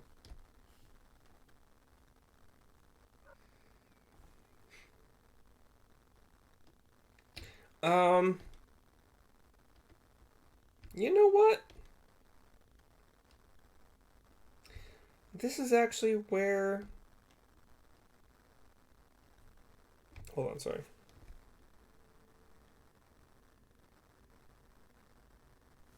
Just give me a second here to read this a little further.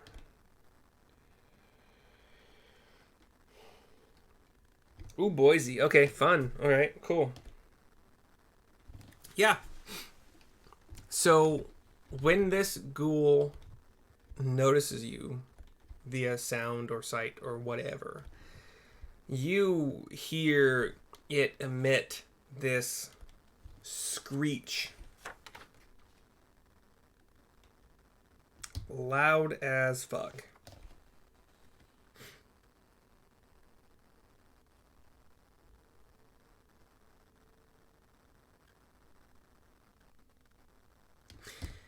And that's all you hear for now.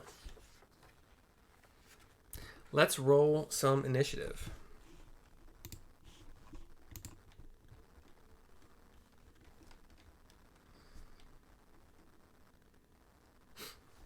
How about a 14? I have a question. So when we open the door and we first start hearing it move, do I have enough time to fire off my javelin at him? Like I hear him and I just chuck it in his direction, or no? As soon as I see him. It was behind. Oh, so here's another thing that DMs get wrong. Generally, as soon as a player or maybe a non-player character wants to like do something that is combative, that's when initiative is rolled, and then the DM gets to decide if there is a surprise, the surprised condition on any combatants. In this case, since the ghoul heard you come through the door, it's not going to be surprised. So you can roll initiative. If your initiative is higher than it, then yeah, you would get your round to do what you want to with it. But it was behind the dais, the chair, the throne, whatever, so you wouldn't have been able to see it so much as hear the creaking and your divine 17. sense. Okay, 17 for Sarissa.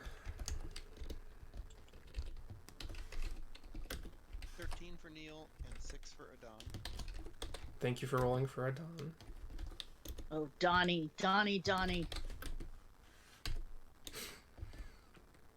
Okay. Let me kind of read.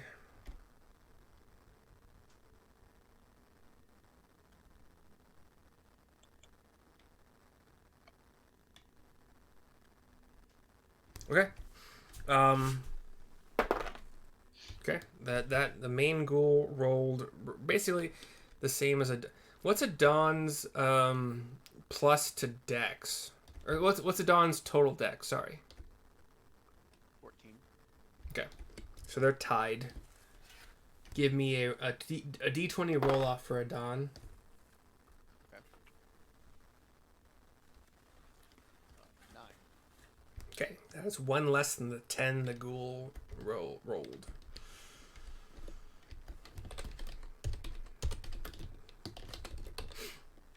I'm hoping that I've done a good job of making this not a game-breaking encounter like a party wipe, but we'll find out as it goes.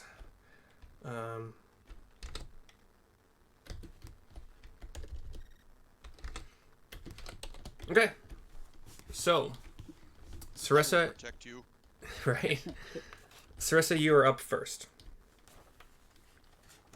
Okay. followed by Rio and Neil.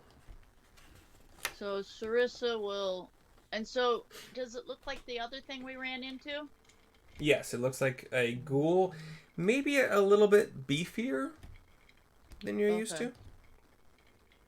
So he's bigger than the other one? A little bigger, yeah. Let's say it would have removed itself a tiny bit from behind to try it to start moving toward you. So if I threw my javelin at him, do I get a disadvantage or no? I don't have a reason you would have disadvantage, so normal attack. Neil is Okay. shedding plenty of light toward it. Okay. Hold on. My computer is choking. Okay, I'll throw my javelin at him. Okay. 18 plus 6, 24. Yeah, that hits somehow. Weirdly enough. Right? Shocking. Yeah. Oh, that's shit damage, so 6 points damage. Okay. And then, I really need to get a second javelin. But, meh. I'll throw up my shield of faith. You only This have time, one I'll javelin? Well, that's what I was going to ask. I assumed I would have a couple of them, but I didn't, you know. It's not up to assumption. It's what you want, what you would generally buy when you're in town. So I would buy 2 or 3 because they're very easy to carry together, almost as a walking stick or something. So you think And 3 it would be dumb.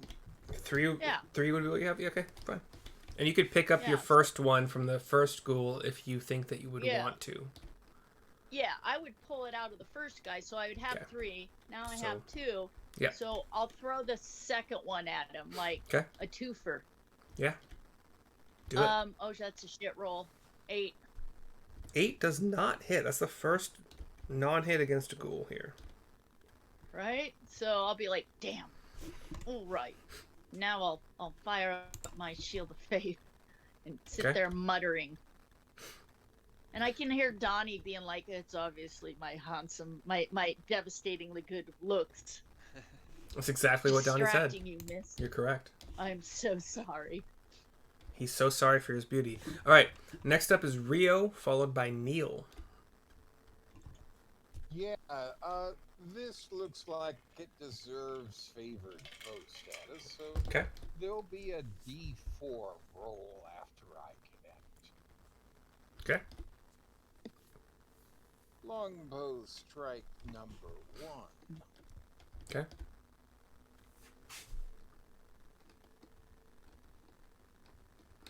Nine. See, did you say 9 to hit? 29. Okay. For some reason, your mic just doesn't catch everything. 29 definitely hits. Okay, that might be Discord settings. It could be that, I think if you have push talk, everything you say once you start pushing that button will connect. But if you have like the other version, yeah. I don't. I have push to talk Oh, okay. enabled, so I'll drawl into it. Draw. And that's a 9 damage Okay. plus the D4. Plus your colossal because it took damage already.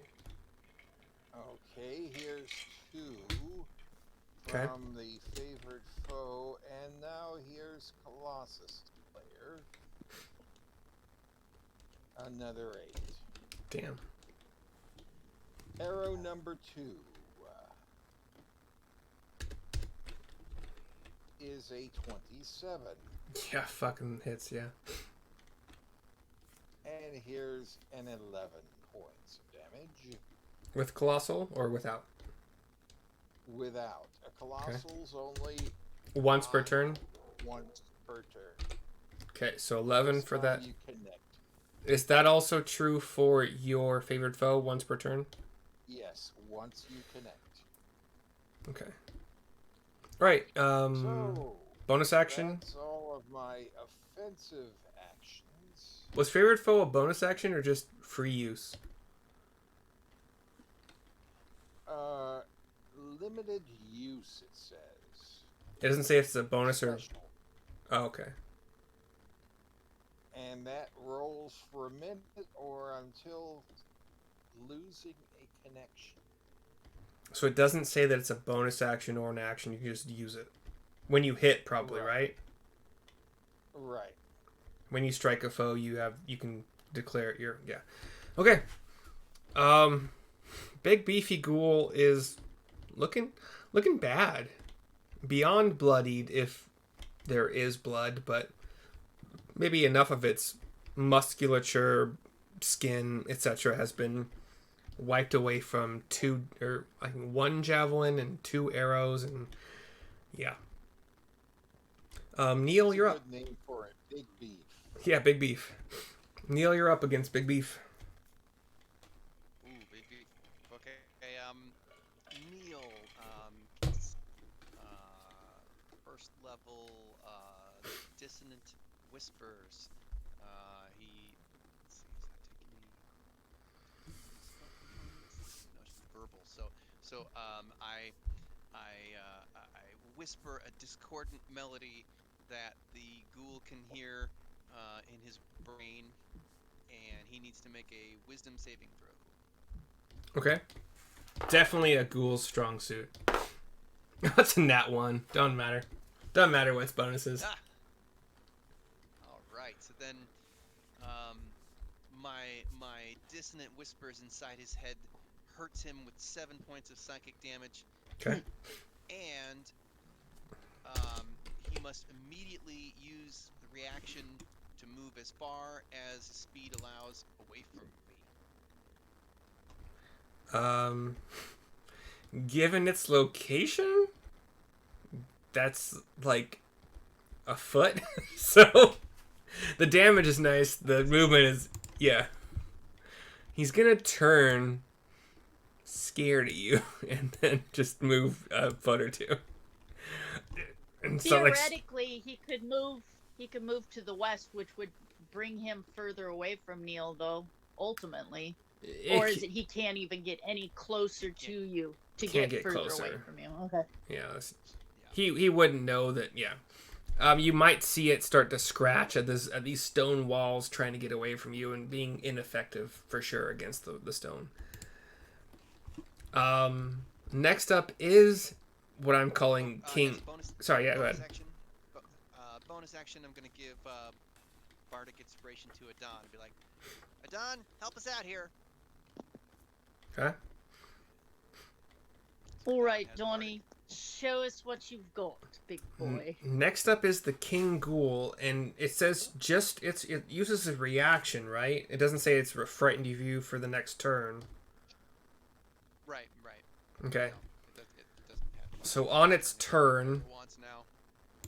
it turns, and it's slavering, and that tongue is out, and it's angry as fuck. I don't think it has the movement speed though to get to anybody. I don't want draw. I want measure. Where's my measure? There we go. Oh, sorry. I don't need to do that. It can get to you, Neil. Yep. I was wrong. It'll do so. Because you scared it, and now it's like, I shouldn't have been scared. Not that it's saying that out loud. I was thinking that. And let's just roll this and see what happens. That's an 8. At most, it's going to add 5. Does 13 hit you? No. Damn it. So once again, an ineffectual claw swipe attack at Neil, who flutters out of the way in a giggly dodge. Neil, Justin, I need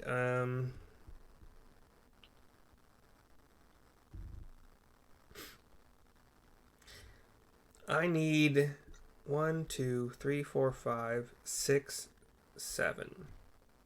I need 7 ghoul tokens, please. I can copy the one you made, but they're all gonna land. I mean, if you want me to copy them, I'm more than welcome to, or more than happy to. But they're all gonna land right around here.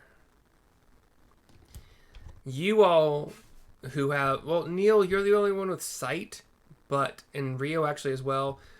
But Sarissa, you and Adon can both hear the plopping down of boom, boom, boom, boom, boom, boom, boom. Just feet hitting the floor, maybe scratching with those taloned like foot claws. And So 6 or 7 of them. There's 7. You hear 7 plumps, and Rio and Neil both see 7 land down here, sliding through the chimney in the ceiling, alerted by the screeching cry of King Ghoul, or whatever you guys are calling it. And that's where we're going to take a break, because I have to pee again. And I could use some food, so like 5, 10, whatever minutes. Our normal break length. Yes. Okay. And then it will be Adon's turn? It will be Adon's turn next, yes. So think about, I suppose, Okay, what you want him good. to do. Alright. See you guys soon.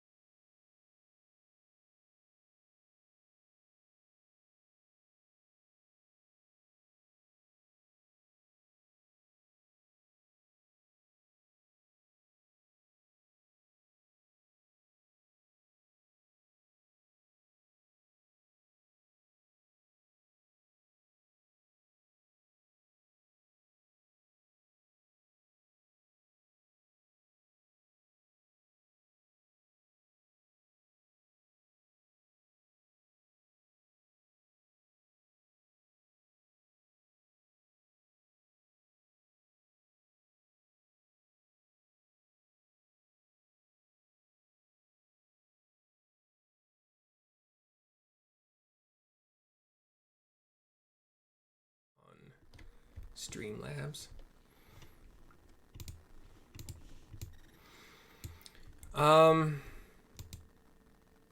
Okay, so King Ghoul is still standing.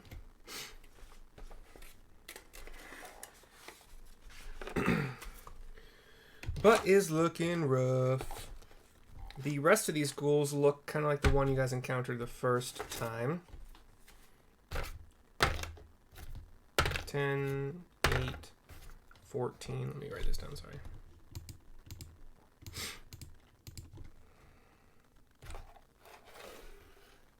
think we're going to need to number them for what I'm going to do next. I'm going to go ahead and We will. start numbering them.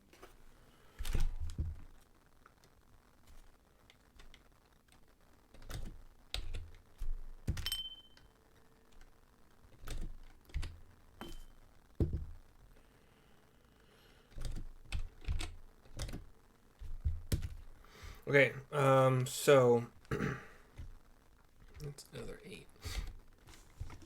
Let me put them into the initiative order here. So, Ghoul.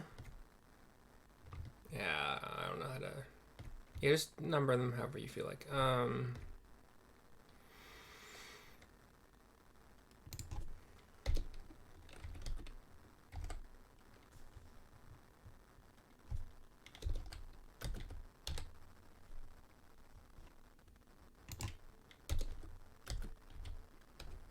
Almost done.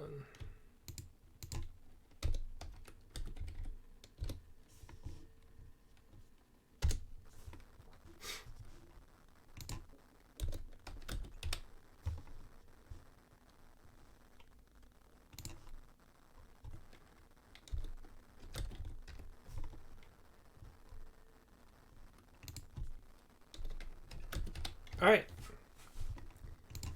We are all good to go here. All the ghouls have been entered into combat. All of the initiatives are the same since it was the same combat. King Ghoul, its turn is over. So it is Adon's turn. And Adon could have heard all the plopping, and I would assume at some point in time, as a free action, Rio or Neil would say something along the lines of, "Oh shit, there's more, a lot more." Yeah, I'll give you guys the benefit out there. Adon will step up one square so that he can see around the corner and see all of the ghouls, and he will say, "Goddess Suni, please protect us with your beauty and your culture, and get rid of this horrible, disgusting abomination of the undead." He'll hold up his holy symbol. And that's his entire turn. He will use. He said so many words. That's in this entire turn. Just kidding, you're fine. So, turn undead? Turn undead. Okay. Yes. So every undead on the board needs to make a wisdom saving throw. The range is 30. Yep. Okay, so number 1 fails. What's the DC on it? DC is 15. Oh, there's no fucking way. I don't think. Hold on. Nope. So 2 fails, 3 fails, 4 succeeds, 5 fails, 6 got a nat 20, succeeds, 7 fails. So that was 4 and 6 that succeeded, I'm pretty sure, right? And is he at a particular level where it just destroys them? It would if they are CR half. But that, like, he's the level where it changes to that? Yes. Okay. It would destroy them if they are CR half or lower. If they're not CR half, then it won't destroy them. They unfortunately are not. So. And what about the King Ghoul, King Gas? Did he make it safe? Nope. So what do they? What's the? Yeah, how's it work? What do they do? turned. If the creature fails its saving throw, it is turned for 1 minute, so 10 rounds, or until it takes damage. And a turned creature must spend its turns trying to move as far away from Adon as they can, and it can't willingly move to a space within 30 feet of Adon. It can't take reactions, and for its action, it can only use the dash action to try to escape. Or Is it- use the dash action to move away from Adon. Do they or, have to use the dash action, or they can use the Yes, they dash have to action? use the dash action. Okay. Okay. So 4. And, I do have a cooldown tracker up at the top that I threw on, so we can track 10 rounds. I don't see it. If you look up to the very top. Oh god, it's way the fuck up there. You can draw that down to like to the yeah. If it is it visible no matter where you put it? I'm not sure about. Let's try it. Actually, now that I accidentally locked the token and I can't seem to unlock. That You token. Martha Fokker. Well, it's also until they take damage, right? Right, which Adon would say like, don't attack the ones that run away. Okay. I was hoping somebody. Okay. Cool. Let me increase the size of my combat tracker here. All right. So that was a dawn. So on their turn, they do this. They run. They dash. Okay. Yes, they dash. 4 and 6 will probably keep heading towards us, and everybody else will go the other direction. You don't know that yet. Don't attack the ones that are turned. Yeah. So here's the deal. It happens on their turn. None of you know which succeeded and which didn't yet. Because they're doing it on their turn, not on his turn. So Donnie would need to say, like, don't attack them unless they attack you or come at you or something like that.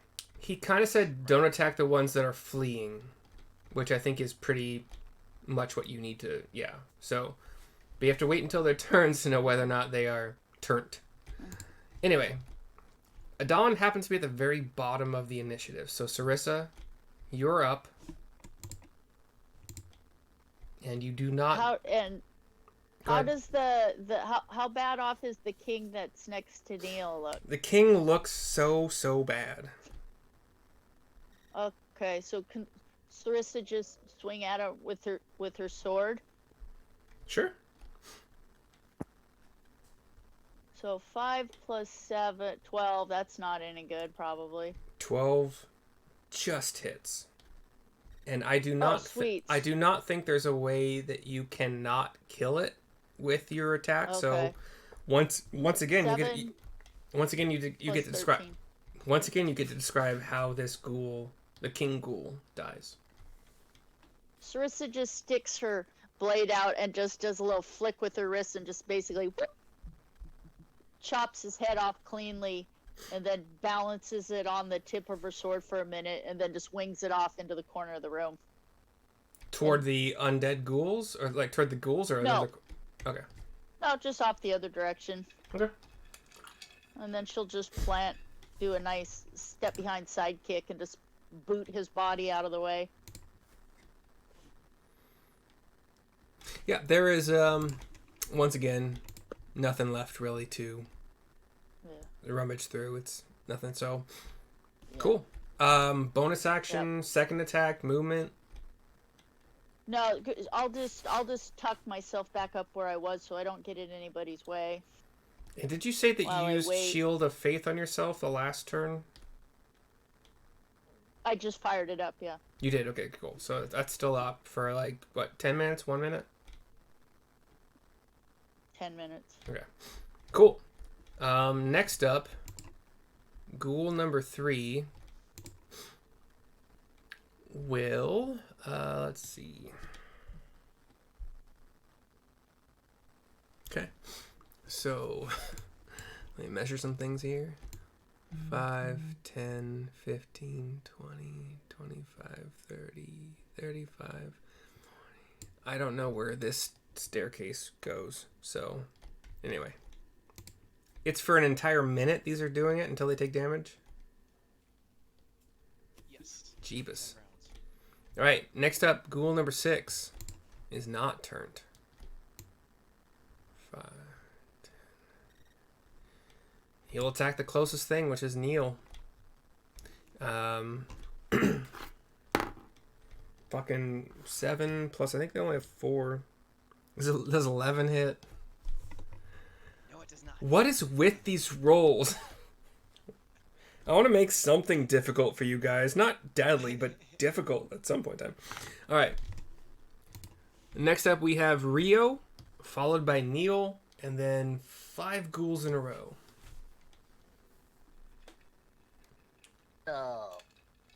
Remember that spell from last time? You mean the This one time that... I'm going to cast it at 2nd level, Hail of Thor. Oh, okay. I thought you said bell. I'm like, what bell? You said spell. Gotcha. Okay. Use my Dixie fried mush mouth. You're fine. That's probably your mic. Yes, this is after all a $12 headset. That's the best kind. When they break, you just don't care. So bonus action, Hail of Thorns, and what are you attacking?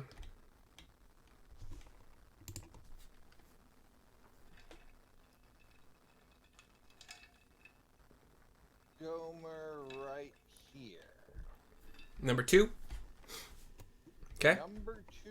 And the radius is 10 feet? Checking. And does the radius go up when you upcast it? 5 feet. 5 feet, okay. Radius does not bump, only damage. Goes from a 1d10 to a 2d10. Okay. So it'll affect 1, 2, 4, and 5 if you're attacking number 2. Why are you attacking the monsters that I turned? It's not he doesn't know yet. Don't attack the monsters yet. It's I have not turned them. Don, I'm sorry, Yeah. Don. It's not your turn, bud. You gave your warning. Yeah, but To talk. I can talk whenever I want. It is, Yeah, but and Did you say, Don, did you say that during your turn? he did. Yes. Yeah, Oh, then he duh. said. I'll hold my action. You guys do not know which ones are turned except for the ones that have used their turn to run. Just FYI. Yeah. And King. What? Did we just kill King Ghoul? King's Kill- gone. Yeah. And Yeah, the if one the- that the one that just attacked me obviously is not turned. Yeah. The one. Yes. So you know the one that attacked me is not turned. Yeah. Right, but remember Rio's kind of cautious. Okay. This is Mr. Standoff from a distance. Uh-huh. So, yes, I would heed his request, so I will hold my action to attack. Has Hail of Thorns been cast? No, because it only I think it lasts for a minute, right? It's not like one turn. It's up to you. check that. Hail of Thorns. Yep. The original first level is still in effect. So if Wait. I cast it as a 2nd level spell, which I will do. What do you... Wait, no. then- Hold on, please. Hold on. The original first level is not in effect because you used it. It only lasts for one attack within that minute time period, I'm pretty sure. Duration, concentration, up to 1 minute. And it says your next attack that hits. Well, actually, I don't even think your attack had to hit to do it.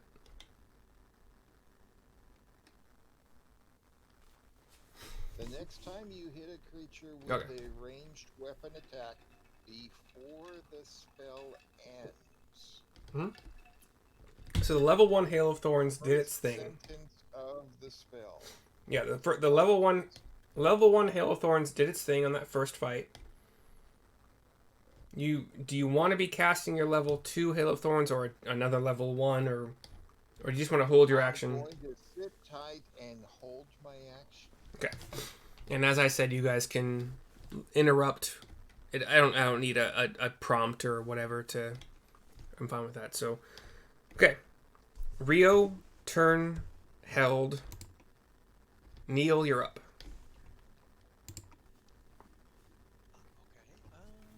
Okay. And is the so number 6 is in my face, right? Yep. Swiping ineffectually as they always do on you, for some reason.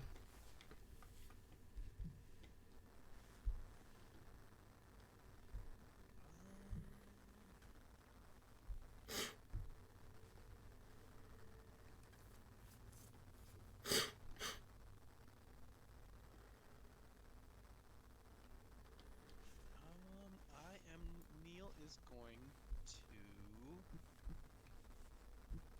disengage. Okay. Move back a few steps. What a wuss. That's all. Just kidding. That's all. All right. No bonus action. Did you give Did you give Bardic? I gave a Don Bardic, yeah. That was the last. Wait. When did you do that? That was when King Ghoul you're fighting it, right? Mm-hmm. Okay. Okay, cool. So he still has Bardic. We'll remember that for however long it takes. Okay. Ghoul's turns is so 1, 4, 2, 5, 7. 1 follows number 3. What was it? Number 4? 1, 4, 2, 5, 7. Okay. 4 does 5, 10, 15, 20. Turns this corner, finds Sarissa's the closest, and will swipey swipe. Fucking stupid. Doesn't hit. There's no fucking way. Does an 8 hit you, Sarissa? Sarissa doesn't even look up from buffing her armor. He just like scratches ineffectually at whatever shield, or like you happen to have your shield in like a perfect place, whatever. Fuck. Yeah. Dumb combat. 257. Here we go. 2 runs away up the stairs. 5 runs away up the stairs. 7 runs away up the fucking stairs. Fuck you for making a cleric against undead, you bastards. All right. King Ghoul is dead. Adon, it's your stupid cleric turn. Okay. Looking like Vito from fucking Ghostbusters 2. Let's see. You could have made a token of Fabio. Why didn't you do that? I should have. Yeah, I totally should have. Would have been beautiful. I'm a little confused with the token placement. I don't think Adon was in melee range. I think he's. No. I think number 6 isn't. No, right? So okay. So as long as he's not in melee range, then. Let's see.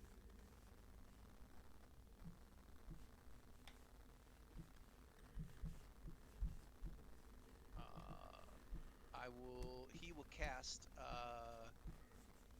Guiding Bolt at Okay. 2nd level at number 4. Okay. 26 to hit. Yeah. Yeah. All right.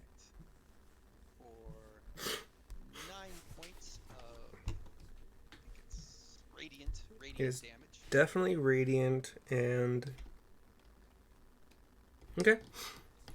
Number 4. then It says, and then the next attack roll made against this target before the end of my next turn has advantage, thanks to the mystical dim light glittering on the target until then. So he is now illuminated in radiant energy. Yep. He's still no prettier, but he's the light of Sunni is upon him. Dost thou, cleric, wanteth to use a bonus action? I think the only real options would be healing word, as long as you don't want the maximum from it. Spiritual I weapon. think spiritual weapon is yes. another spell cast. I don't think that's in my rules you're as right. yeah. You're right. That would be another leveled spell, so I can't do it. Yes, then no. That Movement? movement. And we can say that he has like well, probably like chainmail. Like you're kind of does he have a shield? Like what's his weaponry? He has a mace and a shield. Okay, so you have the +2. Let's say he has a roughly 17 AC, unless you got a different number. I got 18. From what?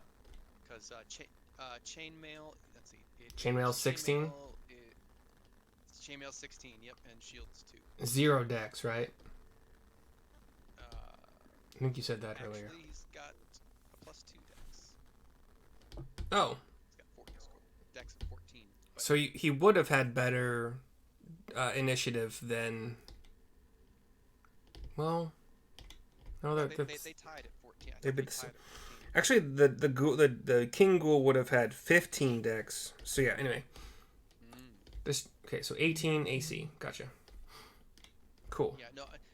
Adon is not afraid. He is not going to. He's going to stay. Is he going to get closer to them to help out Sarissa, or just stay where he is? He's just going to stay where he is. Okay. Okay. Adon is done. Go ahead. Sorry. I was going to say, yeah, he's done. Okay.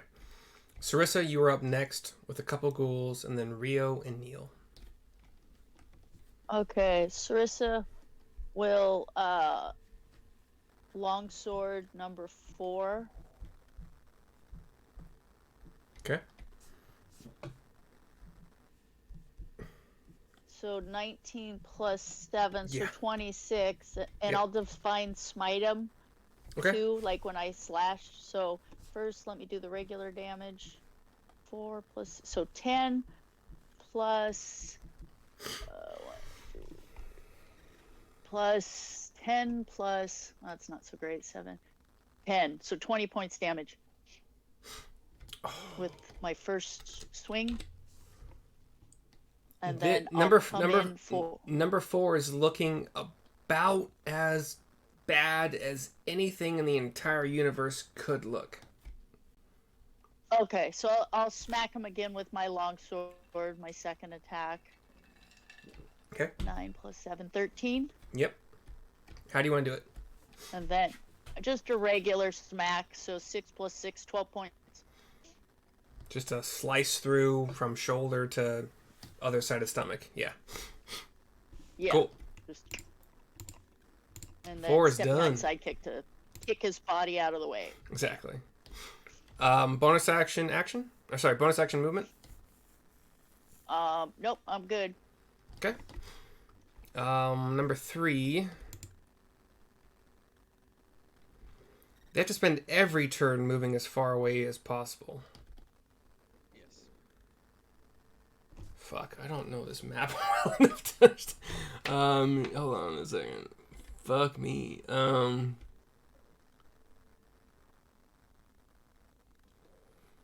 don't know if these are smart enough to... We're getting to like geometric distances now. And actually technically to move further away, they actually have to move closer first geometrically, so okay. That's what I'm going with. Not to like fuck anything over. I think they're too dumb. So 3 okay, so 6's turn. Ondo, what's his name? Ondo? Adon is closest. Adon. And not that he's gonna hit because nothing ever fucking hit. Yep, doesn't matter. 9 plus 4 is 13. What initiative are we at? We're at like rounds, or we're at the third initiative. place in initiative, so 15. Swipes at a Dawn, misses horribly. Do you want to? What does a Dawn do to easily block or parry this? Uh, um, he just takes a step to the side and very stoically. He's not scared at all. I mean, he just moves his body a little bit. Yep, easy enough. Rio, you're up next with Neil on deck, and then 5 ghouls.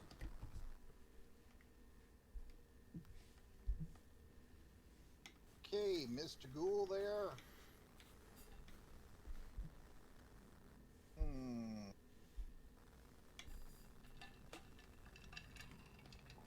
He's too darn close. Is he within 5 feet of me? Nah. Okay. Well, I'm going to suggest you consider that my Hail of Thorns is still in effect. Yep. As long as well, I was pretty sure we said that you weren't gonna cast it, but if you think that you would have, No. The first level Hail of Thorns. no, that you hit a target after you use that, so it's done. It's only one hit. The next time you hit with an attack, it does.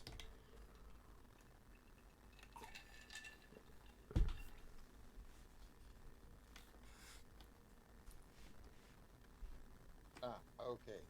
So I will cast the second level Hail of Thorns. Okay. And so there'll be an additional 2d10 damage if I connect. Okay.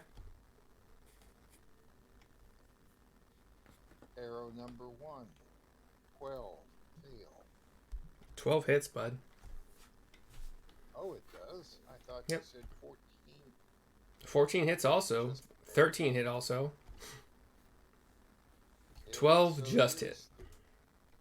Here's the regular damage 6 plus a d8.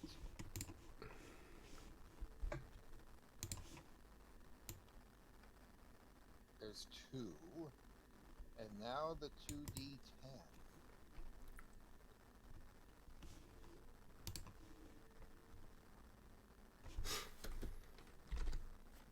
And that's a 9. So the first, the first arrow did what damage? 6. And then the Hail of Thorns was 9. And then 2 for Wait, sorry. Where's the 2 coming from? Colossus Slayer. 6 has taken no damage so far. You're the first one to hit it. Oh, okay. So scratch the 2. So 9 plus 6 makes 15 total damage. So the 9 was Hail of Thorns, right? Correct. And that gets a dex save. Right. Dex 13. 13. So it rolled a 14 and it has 2 dex, so it saves for half. Okay. Give me a dex save for Adon, please. Adon is within 5 feet. I'm sorry, a dex save? A dex save for Adon. It's not hostile creatures, it's all creatures within 5 feet, I'm pretty sure.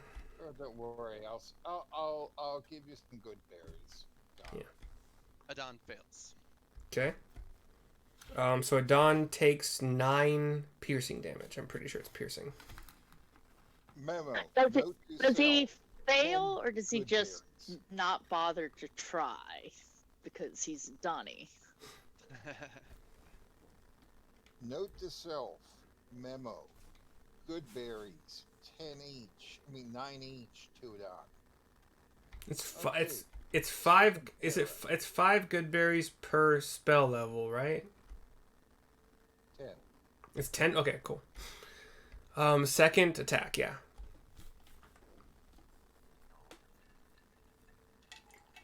So here's a 14, which Hits. Yep. With Colossal. Now rolling for Colossal. Colossus player, which is a 2 again. So that's 13 damage. Okay. I'm happy those rolls are showing up in the video we have, and even if I'm not on that page, I like that. Cool. So 6 is looking pretty dang bad. And that used Hail of Thorns second level on this turn, right? Correct. Okay, so do you want to use your movement? I have. You have used... Okay, there we go. I see ya. Cool. Then Neil, you're up. Okay. Oh boy, you guys are doing really good. So, I'm just gonna see what I can do here. Dale's like, I'm gonna go put some wood on the fire. Be right back, guys. Yep. Yeah, Screaming, you need some help. I might as well just, save my arcane energy and just use my sling here.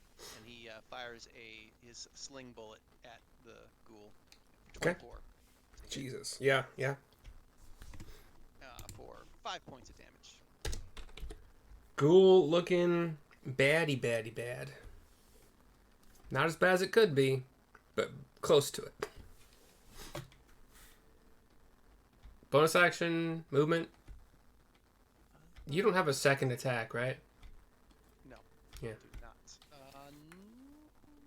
No, I'm good. Pass turn. Okay. Next up are some ghouls. 1, 4, 2, 5, 7 are all where they are. Yeah. Adon is up. All right, Adon will. Since he is in melee.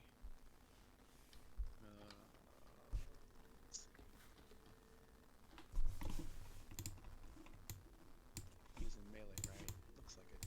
Oh, yeah. Definitely.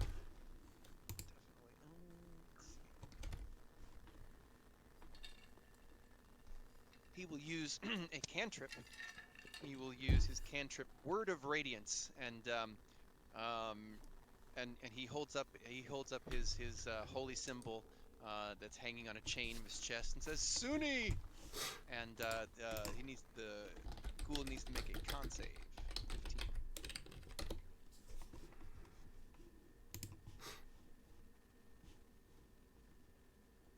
Each creature of your choice. Okay. Fail. Nat 1. Okay, then he takes 11 points of radiant damage. That's a pretty Shoots fucking forth. good roll for 2d6. Hell yeah. Okay, sorry, continue Sunni describing. is with me. Continue describing, sorry. Oh, does that do it? Oh, yeah, you can describe what it looks like. Oh, yes, the magical white energy shoots forth from Adon's holy symbol and hits the ghoul. Is the sound it makes. I don't know, whatever. Okay. Disintegrated from holy light. Boom. That is the end of the second round since he used Turn Undead. Yes. Yeah, Cool. I got the tracker up there, so Thank you. I'm moving it there. So, top of round 3. Sarissa, you're up. That was number 6. Yeah, number 6 is on. So he's toast. Yep. All right. What I would suggest, gentlemen, is we come up with the plan. Well, actually, what I would suggest is, do you think if we left a trail of blood, Well, these undead won't follow us no matter what because of the spell that's on them right now, right?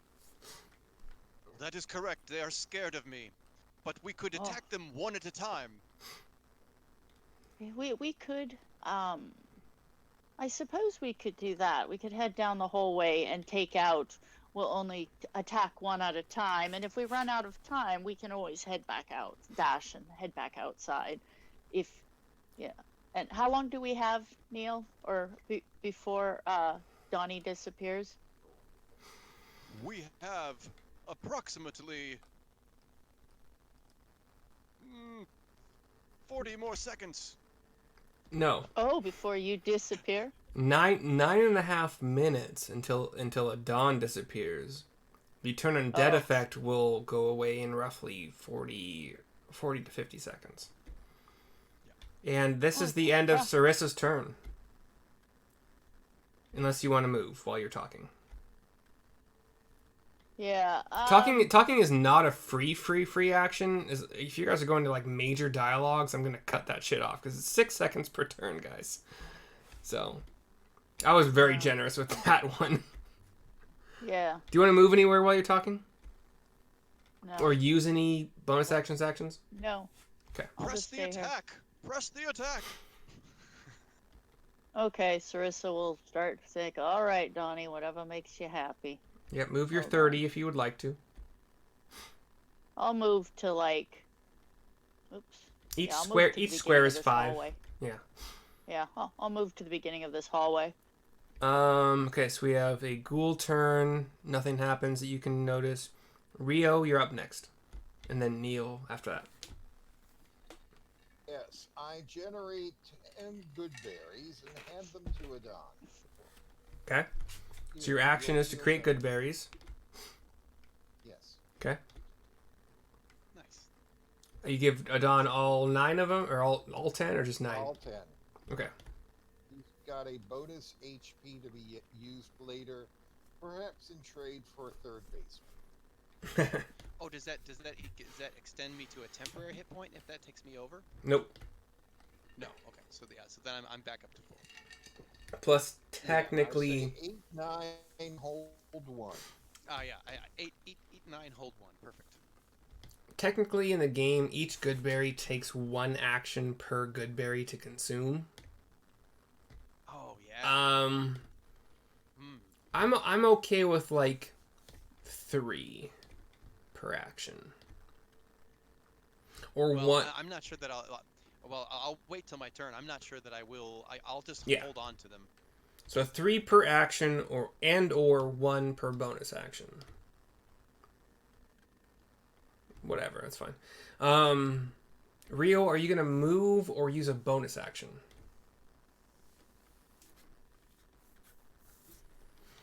You notice Sarissa had moved, quote unquote, forward, southward, toward the staircase where the ghouls ran. Yeah, I'll move around here. Okay. Which also has the benefit of putting me within handoff range of Adon. For sure. Next meta. Neil. Runaway fairy Neil. Yes, Neil will. I guess he's gonna have to. Let's see. First, he'll move. 1, 2, 3, 4, 5, 6, which can only get him here, and then he'll take the dash action. 1, 2, and can I see down the hallway now? Let me allow you guys... Oh. Hold on. Let me allow you guys one more thing. So at the end of Adon's turn, with the last ghoul that was in your guys' face being defeated, I think before his turn. I don't think he did it. I think someone else killed it. Right? Or did Adon kill it? No, Adon killed it, yeah. Okay. You could have theoretically used his movement to get closer to the staircase. That's your prerogative. I'll give you that little bit of like retroactive movement if you think he would have. Yes, he definitely would have. You By guys- staircase, are you saying You guys had staircase to the dais? you guys had technically not communicated what you wanted to do until Sarissa's turn. But if you think Adon would have asked you as your summoner buddy, like, what do you want me to do next? Like, if you think you would have instructed him to move toward the staircase where the ghouls ran. And let me try to unshadow that, because I guess you guys can't see it, right? Right. Yes. Fuck, hold on. Don would have moved forward. Oh, he was telling me to move forward. I would suspect he would also be moving forward, like onward. Yes. Did that cut? That cut, right? Yep. Okay, cool. Yep. So you can see the staircase. Yeah. Okay, cool. There we go. So, So- if you think Adon would have moved his 30 or whatever he had. Okay. So then Neil was in the middle of a dash. Now that he can see, he's going to finish his dash. Be 5 to where he is. Or no, that would be 3, 4. I would move to there. Still got a little bit of dash left, but can I now see up the stairs or down the stairs? You can okay, yeah, no, good point. Is your lantern still held in like one hand, or Yes. let me kind of get things situated here. From where you are, at best you could see like that angle, which I think is, yeah. Okay. So you can see the stairs kind of turn to the left again and go up some more. Okay. Then Neil would finish his dash there. Oh, okay, so some more revealing here. I'm trying to get some angles here just to be persnickety about it, because that's who I am as a person. All right. So you see that only Neil so far sees this massive. Yeah. They're all over here. And now you guys know. You know how many times I've been watching a D&D podcast or show where like their characters don't communicate what they see or know to the. It's like so stupid. Like it's a free action to like say things for a couple seconds, whatever. Anyway. Okay. That's Neil's. Yeah, my bad for that. Given where Adon is. Let me look at the layout of the second floor, which I'm gonna have to open up the fucking map of in a second. I'm sure. These stairs go up or down? They go up, senor. They go up. Okay. Gosh dang. Okay. Actually, that's not that bad. Okay. So we have 1, 2, 5, 7. Hold on. Fucking zoom in to pick these out individually. 1. It's about that far, and I will get things moving on the second map. I'm probably fucking pretty soon here. 7, yeah. 2 on the same. 5 on the same. Okay. At the end of... So, after your turn happens, Neil, you see 4 of the ghouls run further up the stairs. Okay. Out of sight, obviously, because you can't see that way, but, anyway. And then next up is Adon. Okay, Adon will move 1, 2, 3, 4, and now can he see? Yep, sees number 3. around the corner? Is there a door? Is it? So things get complicated because of the you see, sorry, Adon sees, I can just describe it, I suppose. Up the stairs, he's what, 6 foot? 5.5. Yeah, he's human height, so yeah. 6 foot, 5'10", let's say. something like that. Like average for a human male is like 5'8", but this is older times, so it's probably like 5'6" or whatever. But anyway, he sees that there is a corridor to the north. He cannot see anything. He's a human, right? Yeah. He don't have dark vision then. No. So he sees the ghoul because it's still like this number 3 is within the light of your bullseye lantern, but he don't see anything beyond what your bullseye lantern like in this angle. So he sees a corridor to like this direction. That's about it. Ceiling, whatever. Well then, He has 2 more squares of movement, I think, right? yes.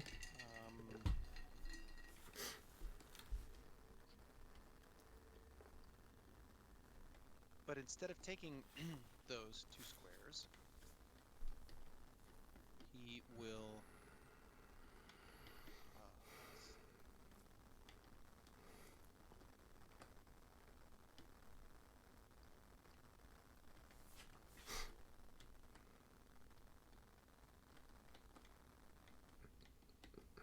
He will cast Bless. So let me see, what is my range here? 1,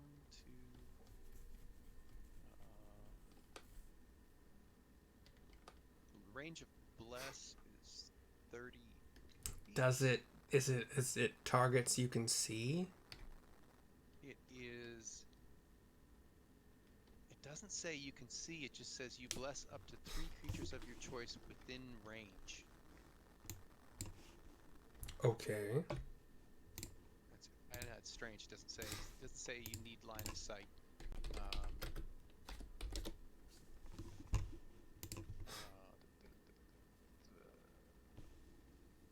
But that will get at least Neil and Sarissa. But from where I'm at, it's too far to get Yeah. Rio. But you can get yourself. Oh yeah, get myself right. Yeah. Yeah. So I will cast Bless upon us. Turn Neil, and Turn undead isn't concentration, right? No, it's not. Okay. So Okay. Yeah. Adon, do that. Neil, and Sarissa have bless.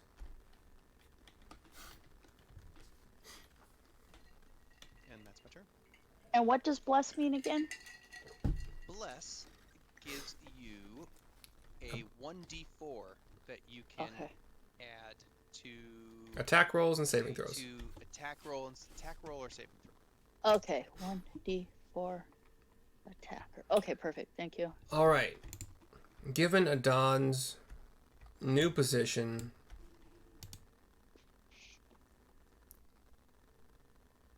wait, Sarissa was.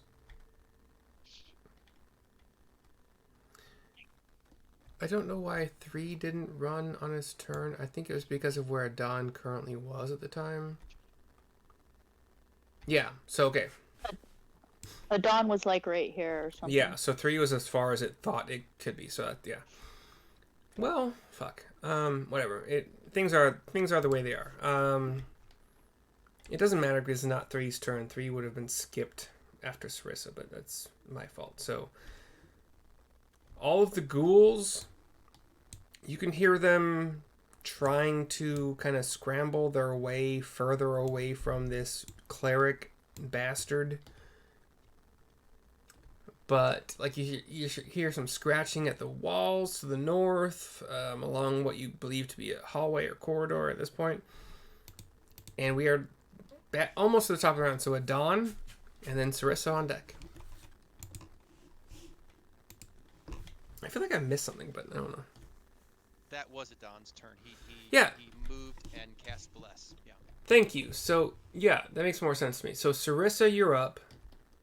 And then number 3. Okay, cool. Yeah. 5, 10, 15, 20, 25, 30. Moving. Sarissa will chuck her javelin. Okay. Your third javelin. Well, I picked up the other one. Okay, I mean, to pick up an item generally costs something. Like, Okay, well, could I have picked them up from the body of the, or pulled them out, like either when I cut the head off of the king I stuck them in, or maybe when we're having that conversation or something? sacrificing 5 feet of movement, yeah, that's fine. You would be, yeah. In okay. fact, how about like when I went to kill him, what I did is instead of doing a step behind sidekick, I held on to both of my javelins and used those to brace myself as I used my feet to push off, to pull my javelins out so I can land on my feet while simultaneously kicking his body backwards. Make it more acrobatic. Do you use a shield in one hand? I got it split up. I can set it down for that. I don't know. You can't. Like, a shield is like strapped to you. Look, I don't want to have a 45-minute conversation. Can I grab one of the javelins, yes or no? And if not, I still have a javelin. Okay, so I'll just use the one javelin I know I have. This is another one of those times where it feels like you're fighting me, and I don't want to make it a thing. I don't want to have a 45-minute conversation about a javelin. Either I got it or I didn't. And if I didn't, it's cool. I really don't care. I have one. I definitively have one in my hand that I didn't use yet. So you could I will definitely use that one. At the expenditure of 5 movement speed, which will still get you within range of this number 3, you could pick up another javelin on your way. Yes, so you have 2. Okay, I'll do that then. Okay, so first javelin attack. Yeah. Let me find my. Okay, I'll throw it. So I only got 7 plus 6, so 13. Does that hit? It does indeed. Oh, sweet. I couldn't remember what this guy's thing was. Okay, javelin. Crap. 1 plus 5, 6. Okay. So number 3 is taken 6. Okay, I'll chuck the second one at him because he's going to turn and come at us probably. So a 10 plus a 6, 16. Okay. You rolled. All wait. right. A javelin is a D10? I think that's a spear. No, it's a D6 plus 5. You said a 10 plus 6. Yeah, for my second attack roll. Oh. Throw it. Is it going to hit him? Yes or no? 16 So hits him. to hit was 16. Okay, gotcha. Sorry. Thank you. Okay, yeah, that hits. Yeah. Okay, did I already roll damage or hold on. I didn't. Okay. I was so confused by that. You're good though. 3 plus 5, 8 points of damage. Okay. He's looking like almost what a ghoul could be considered as bloodied. So close to bloodied, whatever. And Sarissa will look at Dawn and be like, "We're pressing on, are we not?" Yes, one at a time. Excellent. Well, this one's probably going to turn on us. All right. That's all Sarissa's going to do. No bonus action? Okay. Cool. Nope. Indeed, he does. It is his turn. And 50-50 chance whether he attacks the cleric or the... So the low number was the cleric. So jumps over to cleric boy, like a fucking Fabio. Ooh, I rolled good for once. So 17 plus 4 to hit. 21? Yes, that'll hit. Cool. Fucking... I have not rolled damage on anything so far. Where's my D4? There we go. Fucking 1, 4. So 5 plus 2. So 7 slashing damage against a Dawn. And I will need a Constitution saving throw from a Dawn. Okay.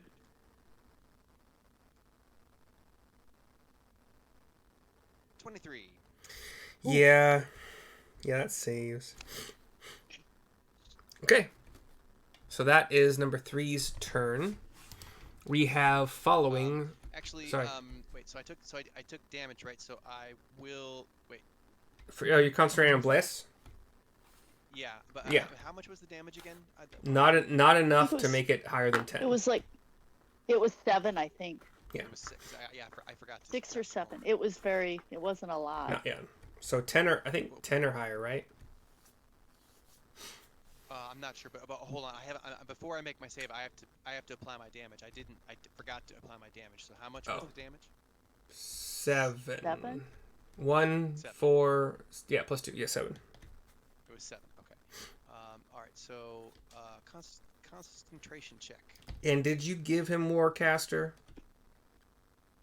No, I did not give him Warcaster. You did not. So I did not. Bless is gone. With your 8. Yes, Bless is gone. Okay. Alrighty. Bless is gone.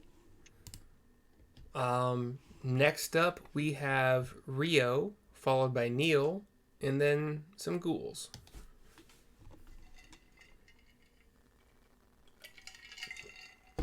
This is Can I it's around 4. on my saving throw? On my concentration saving throw, can I use my bardic inspiration and add that on top? You gave that to Adon? Yeah, he got it quite a while ago, remember? Yeah. No, I don't. That's why I asked. So, yeah, it's a saving throw. That's why his token says bardic. So let me see if I can fix that concentration. Good job keeping track of it. Add a 6 on top of what I rolled, which was 8. Bless. So my concentration check is actually 14. 14. Bless remains. All right. Way to keep track of it. Bless. Hold on. There's no way in hell I can keep track of all your things, so I'm glad you guys are keeping track of it. I mean, there is a way, but I don't know it yet. So I'm crossing off Donnie's bardic inspiration. Oh, yeah. Adon is still blessed, by the way. Yeah, you're good. You got it. I'm watching in real time. All right. Cool. So, Rio, you're up with Neil on deck and then some ghouls. Sure. Ordinarily, my 35 feet of motion would bring me to here. Okay. However, I also cast Zephyr Strike as a bonus action, Okay. which not only gives me another 30 feet of motion, but gives me advantage on the next attack. First level spell.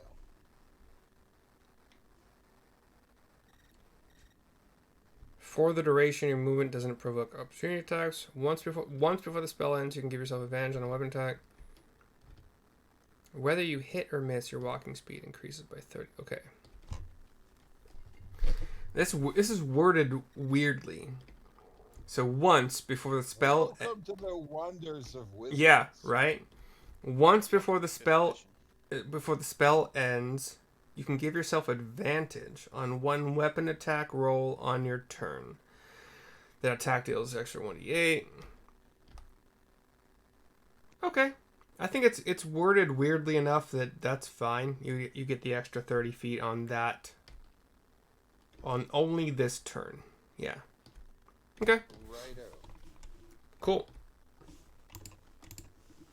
So you want to use your advantage against number 3? Right. Cool. So I rolled an 28 and an 11. I think I'll take the 28. Yep. It hits, weirdly enough. Has he been damaged? Oh gosh, yes. So add your Colossus, please. And your D8 from Zephyr. Mm-hmm. So another 2d8 adds 11 to the previous 13. So, given that you're adding a Zephyr strike and a Colossus strike, be as weirdly creative as you want to be with how this ghoul fucking explodes or dies or whatever. The arrow enters his mouth, bounces off of his palate, goes down his gullet, into the unspeakable zone. Oh yeah, And comes out there. we don't speak about that zone. You're right. Right. And then it's Zephyr, so I'm assuming there's like wind involved. So like there's this like windy burst that just explodes. Once. Yes, but wind down the corridor away from us, please. I don't know if you have that much control. No, we're fine. There's a little bit of. Go ahead. Is there another ghoul with insight? You are a half elf with 60 foot of dark vision. No, full elf. Full elf, still 60 feet though, right? Yes. And Neil has the cone, like kind of look in this direction. Yeah. How tall are these fuckers? They're medium, so like at most, and they're probably pretty hunched over because they're ghouls. They're not like worried about their posture. So, given the Euclidean geometry of this staircase and the ghoul's horrible posture, give me a perception check. How about I take the rest of my motion? You could theoretically also do that. 5, 10, 15. Yeah. Now. Even a few steps up these stairs would give you enough to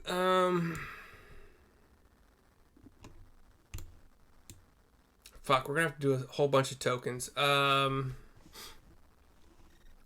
Neil, if you would please have the ability to make some more ghoul tokens in a second here. Let's open up another shit here, baby. If it's working, which it doesn't, it's thinking. What's happening?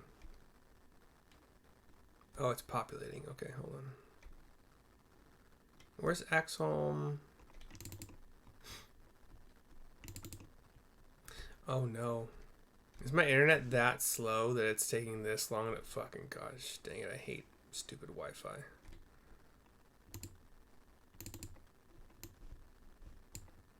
There we go. Oh god, it's gonna take another 4 minutes to do it. Hell is getting ready to end, isn't it? What's getting ready to end?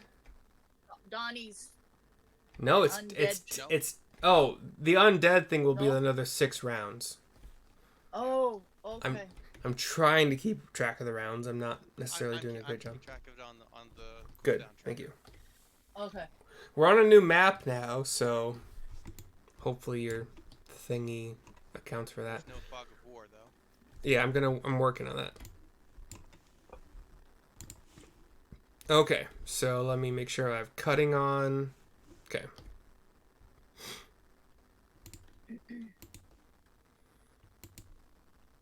So we're in the bottom of it, down by the combat tracker. Did that cut for you guys? Yeah. And yes, you're in the bottom right cornerish. Okay.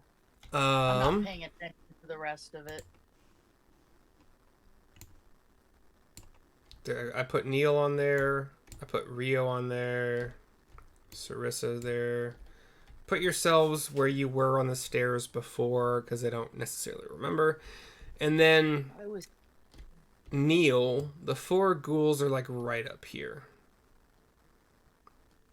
And they have all been undamaged, and they are numbers 1, 2, 5, 7. So I'll throw them up there. I'll let you. Works for me. Where they should be. And okay, so we are on the second map. You guys are upstairs. numbered them. I will, yeah. You guys are upstairs, as it were. Rio just went, and only Rio can technically see where these ghouls are, but he has not ended his turn. So I will call out 4 ghouls. 12 o'clock. Do they have clock dials in this universe? Sure. If not, I would say four ghouls dead ahead. And then giggle at the pun. Yep. Yep. And out of nowhere, you're here, but bum. And then the leading ghoul gets an arrow. Why In did fact, Sarissa uses her thaumaturgy, and out of the air, yeah, you Gross. hear that. that was loud, Good but use of- also not that bad. That's So a good. That's Thank a good you, use of thank you. thaumaturgy. Don't forget to tip the waitstaff. And we have a 21 to hit. yeah, that'll hit. Hold on, This will Bart. be straight. Hold on, Bart. You're for whatever reason you're highlighting number 5 ghoul. I need that highlight to go away to mark the other ghoul with a number. There we go. Thank you. That Is it was 7? accidental, my No, you're fine. It wasn't a bad thing. I'm trying to make it work. Okay, there we go. So number 5 is the lead ghoul, as you said. You said your attack definitely hit. 21 hits. Yeah. Okay, and now rolling for damage, we have... Is that your second attack? Yes. Yeah. A straight 5 plus 5 or 10. So number 5. Thank you for adding turn to those. Okay. And that's the end of my turn. Number 5 got hit for Shao. Neil, you're up. And then a bunch of ghouls and a Dawn. Okay, let's see.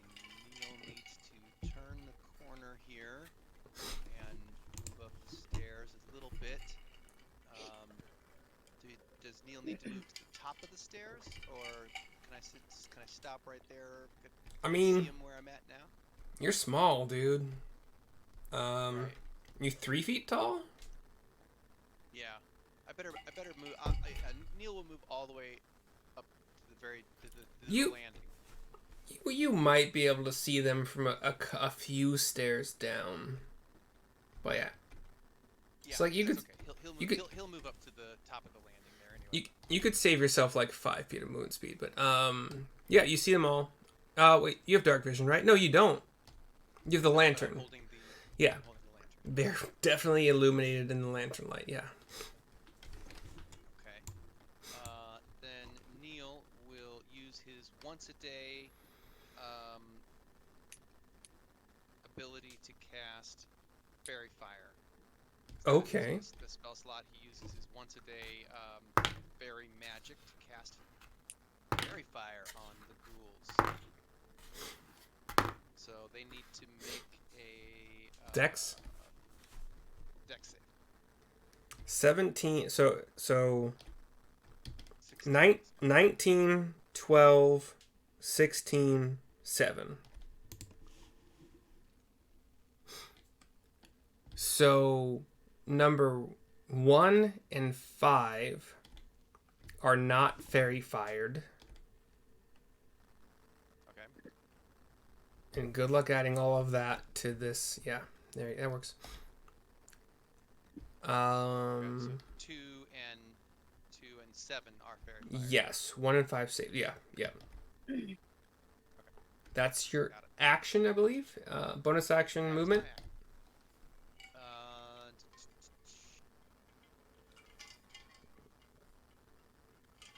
No, I'm good. I'm gonna stay right there. Okay. Yeah, I'm holding my last bardic inspiration back. Not yet. Okay. Okay. Ghouls' turns. Given the positioning of Adon, I think they noticed there's further room to flee. So 1, 2, and 7 will do so. They have taken no damage. 5, 10, 15, 20, 25, 30, 35, 40, 45, 50, 65, 60. Okay. I'll end up in the fucking same spot, basically. Okay. You guys can't see anything besides this hallway, right? Please, right? I would think not. I can. I Well, can no. see the whole map. You can see the whole map? Justin can Yeah. see the whole Yes. map. Yeah. Yep. That's why I said I'm only looking at the bottom corner. I'm not paying attention. I'm all zoomed in. I thought I put Fog of War on the map. Fucking No, shit there's no balls. fog. I'll fix it the next time we play, because we're last half hour. Damn it. Okay. Damn it. I thought I fucking... Damn it. Just repeat after me. Happy, happy, joy, joy. Yeah, Ren and Stimpy, you have your fun over there. Number 5, however, got demodged. It is not verified. Not that mattered. So 5, 10, 15, 20, 25. You're the closest again, my friend. Yep. Although you dodge all the attacks with the nat 1. What is life? So he basically trips and kills himself by jamming his nose bone into his unfunctioning brain. Yeah, he's gonna die soon for show. Yeah, you know what? As this ghoul is attempting to run at you and claw you, he somehow finds one of his toe claws finds a slit in the floor where the stones don't align perfectly and falls flat on his face. We'll even say he's prone. So if anybody wants to mark that, you're welcome to. So 5 is prone, missed his attack, if he even got it off in the first place. Adon is up. The ghoul dies from 4 points humiliation damage. Not quite. But prone is a nice condition. Did falling on the arrow that's sticking through him do any damage? No. Good question. I mean, let's face it, these things are thin and wayfish. The arrow probably went through it. Unless it hit bone, which is like a 1 in... Maybe like a 1 in 20 chance. I don't know.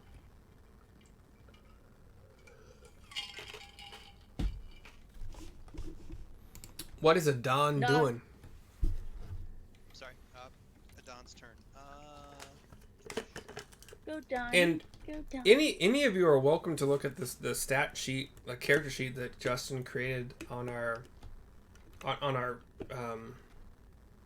campaign for Adon if you want to help him out with future decisions. But I'm sure Justin is also okay doing it. Yeah. Can I target him with guiding bolt since Neil's in the way? What are the rules on friendly fire? I don't think there is such a thing in 5e, is there? No, there's no friendly fire. There is But cover. he gets kind of cover from an ally.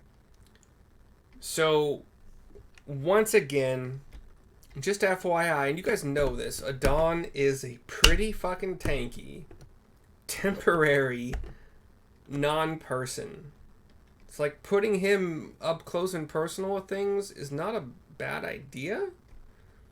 Unless you want him to last as long as humanly possible, I suppose. But you can maneuver him in such a way that he would not suffer from cover from Neil being there. Otherwise it would be like half cover from Neil from current position.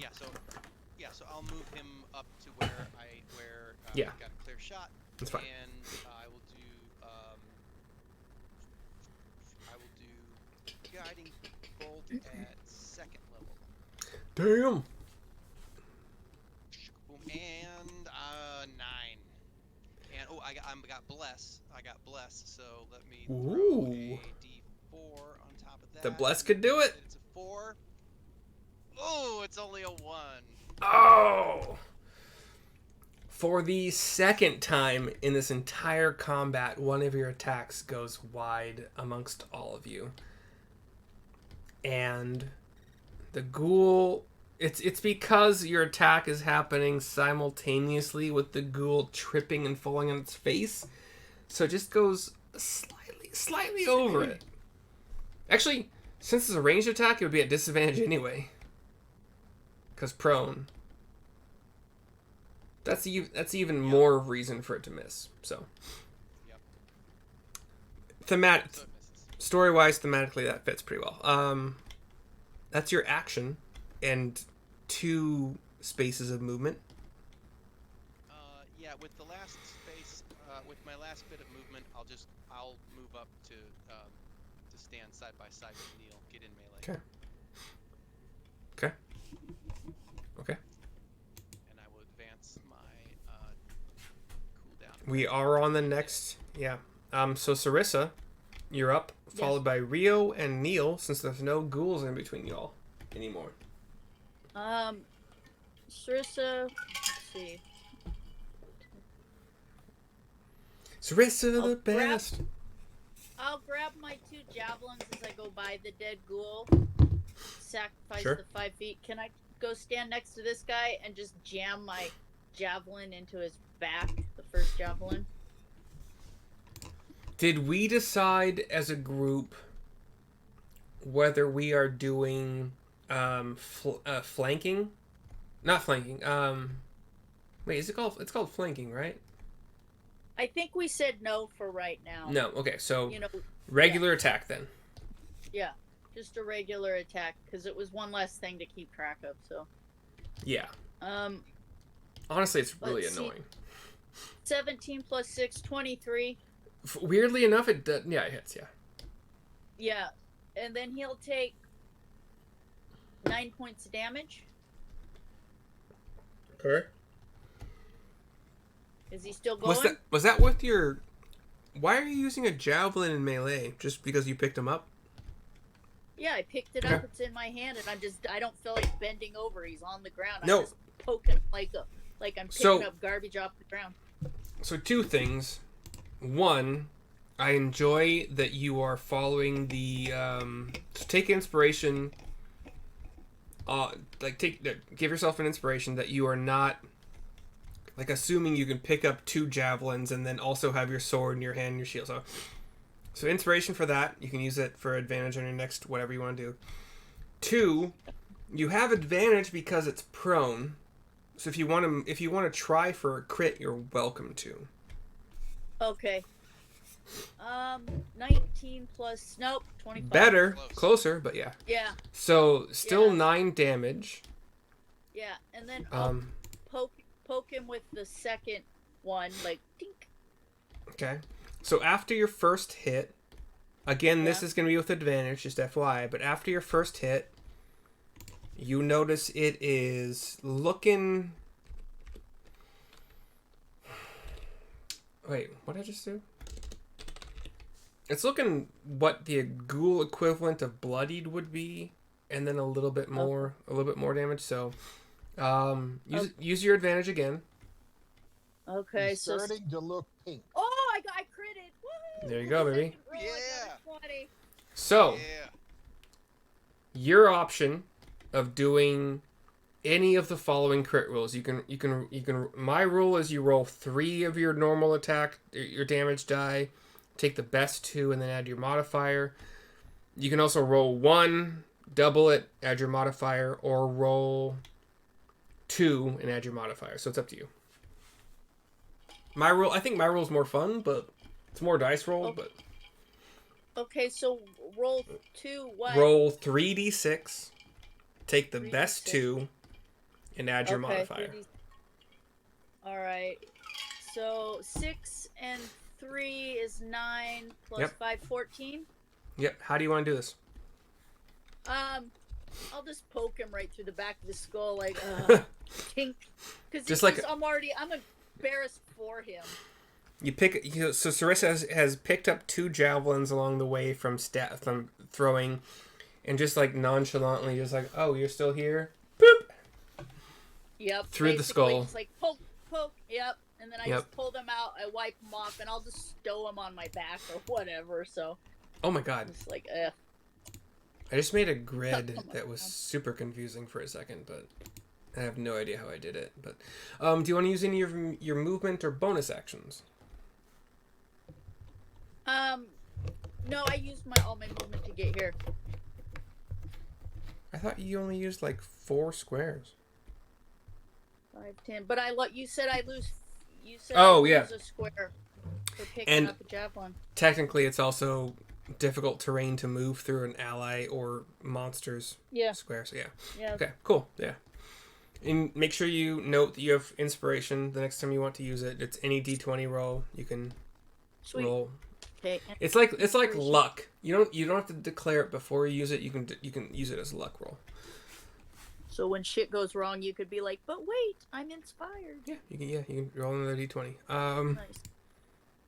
Rio followed by Neil, and then some scared ghouls.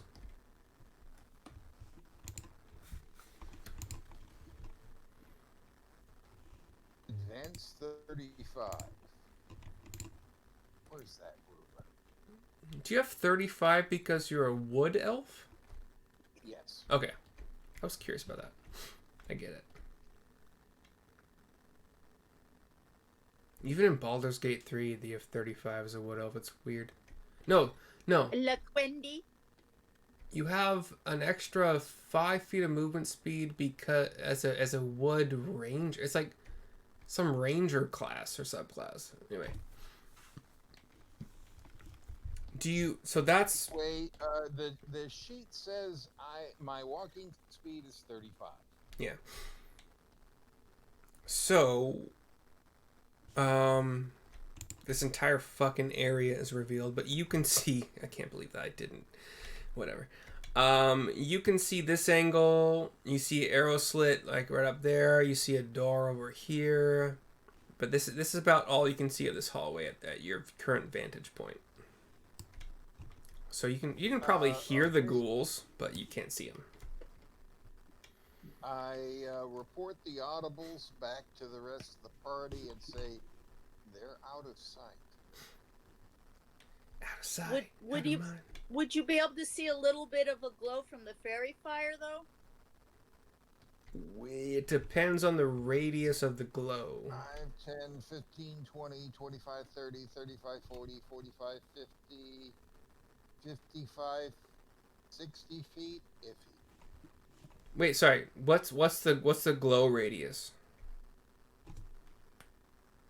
Does it say? I don't think it says, does it? No, I don't think it sheds a bunch of light. It just lights them up, but I don't. Yeah. Know really. We'll say that. Oh no! No. It shed dim light in a 10-foot radius. Fairy fire sheds dim light in a 10-foot radius. Okay. And you can see as an elf. No, you might be able to see like a tiny bit of glowing like here, but not a lot. But you know they've gone that direction. You can hear them. They're not quiet. They're scratching the ground, whatever, snarling. That was your movement. Do you want to use an action or a bonus action? Any dashing? Anything else? No. Okay. Neil, you're up. Shit. That is your name a bunch of times. Neil is going to use Cure Wounds on himself. Oh.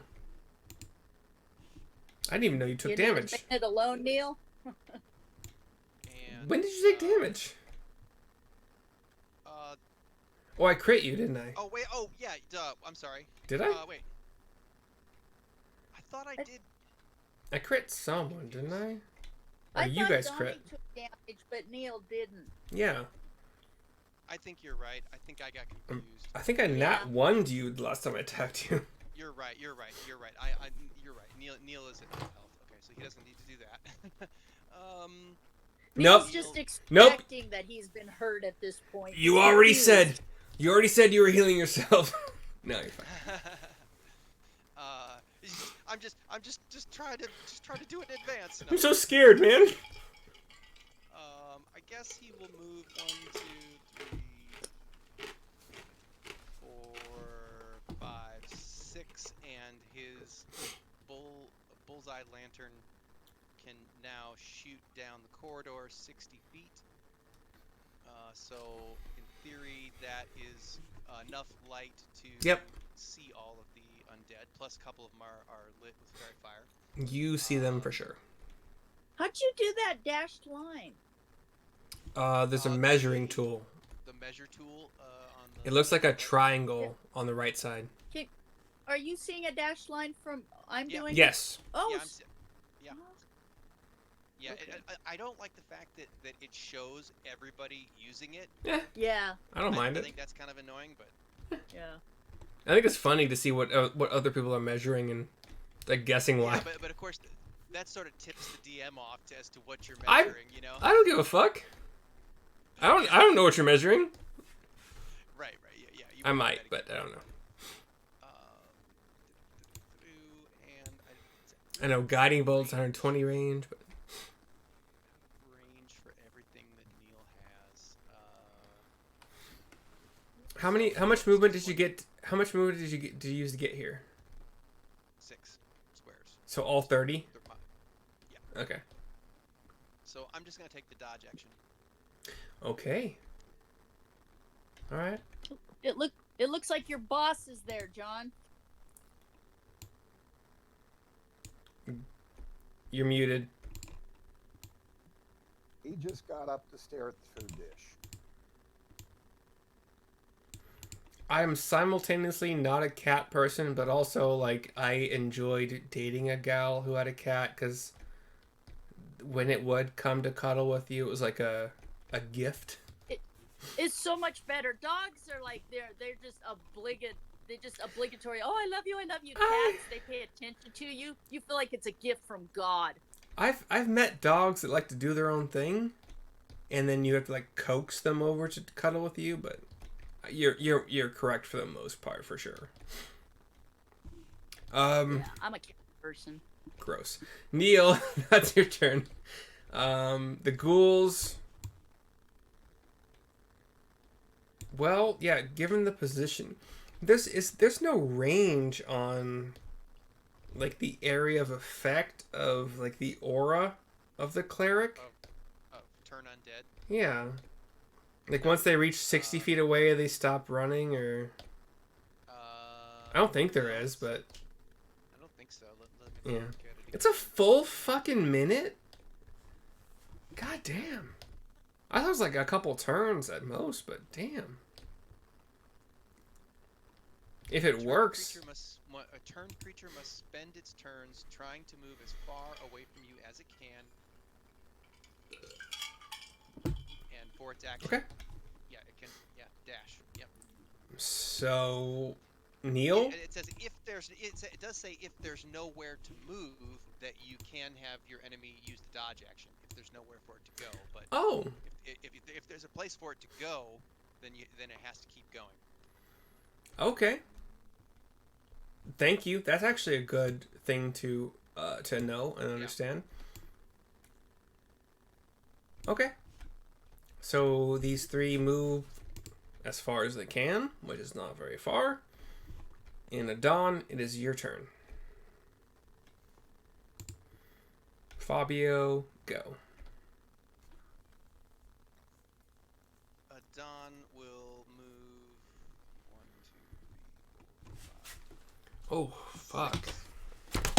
Gets him up to the corridor. Let's pause just a second, because I actually have not at all just delved into what the second floor has to offer, so...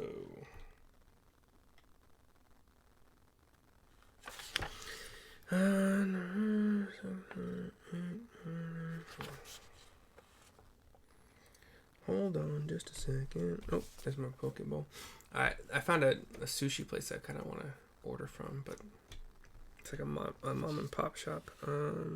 Now I want a California roll. I know. I don't like fucking cucumber in my sushi, but Yeah. I'm a sushi person. me too.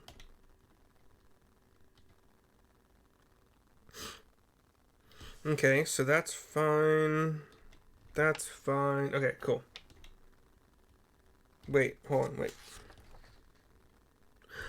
Oh, shit balls.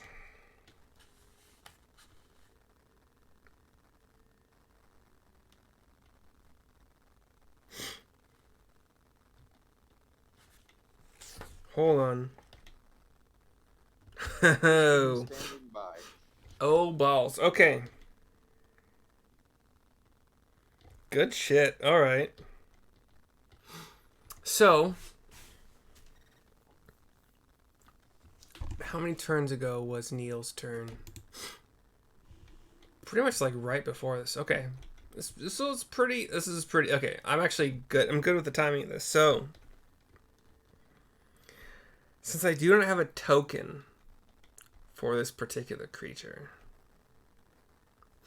and since you guys have a good understanding, thanks to Sarissa's history or arcane or whatever religion role it was, I need a token for a banshee. And it is 8 minutes until 7 p.m. So 8 minutes until we normally end. So it's up to you guys how much further you want to take this, because I don't have anything else to do, but I'm more than okay with calling it the end of this session. Need to call it pretty soon, Yeah. but there is your banshee token. You can put whatever you want. Let's kind of roll.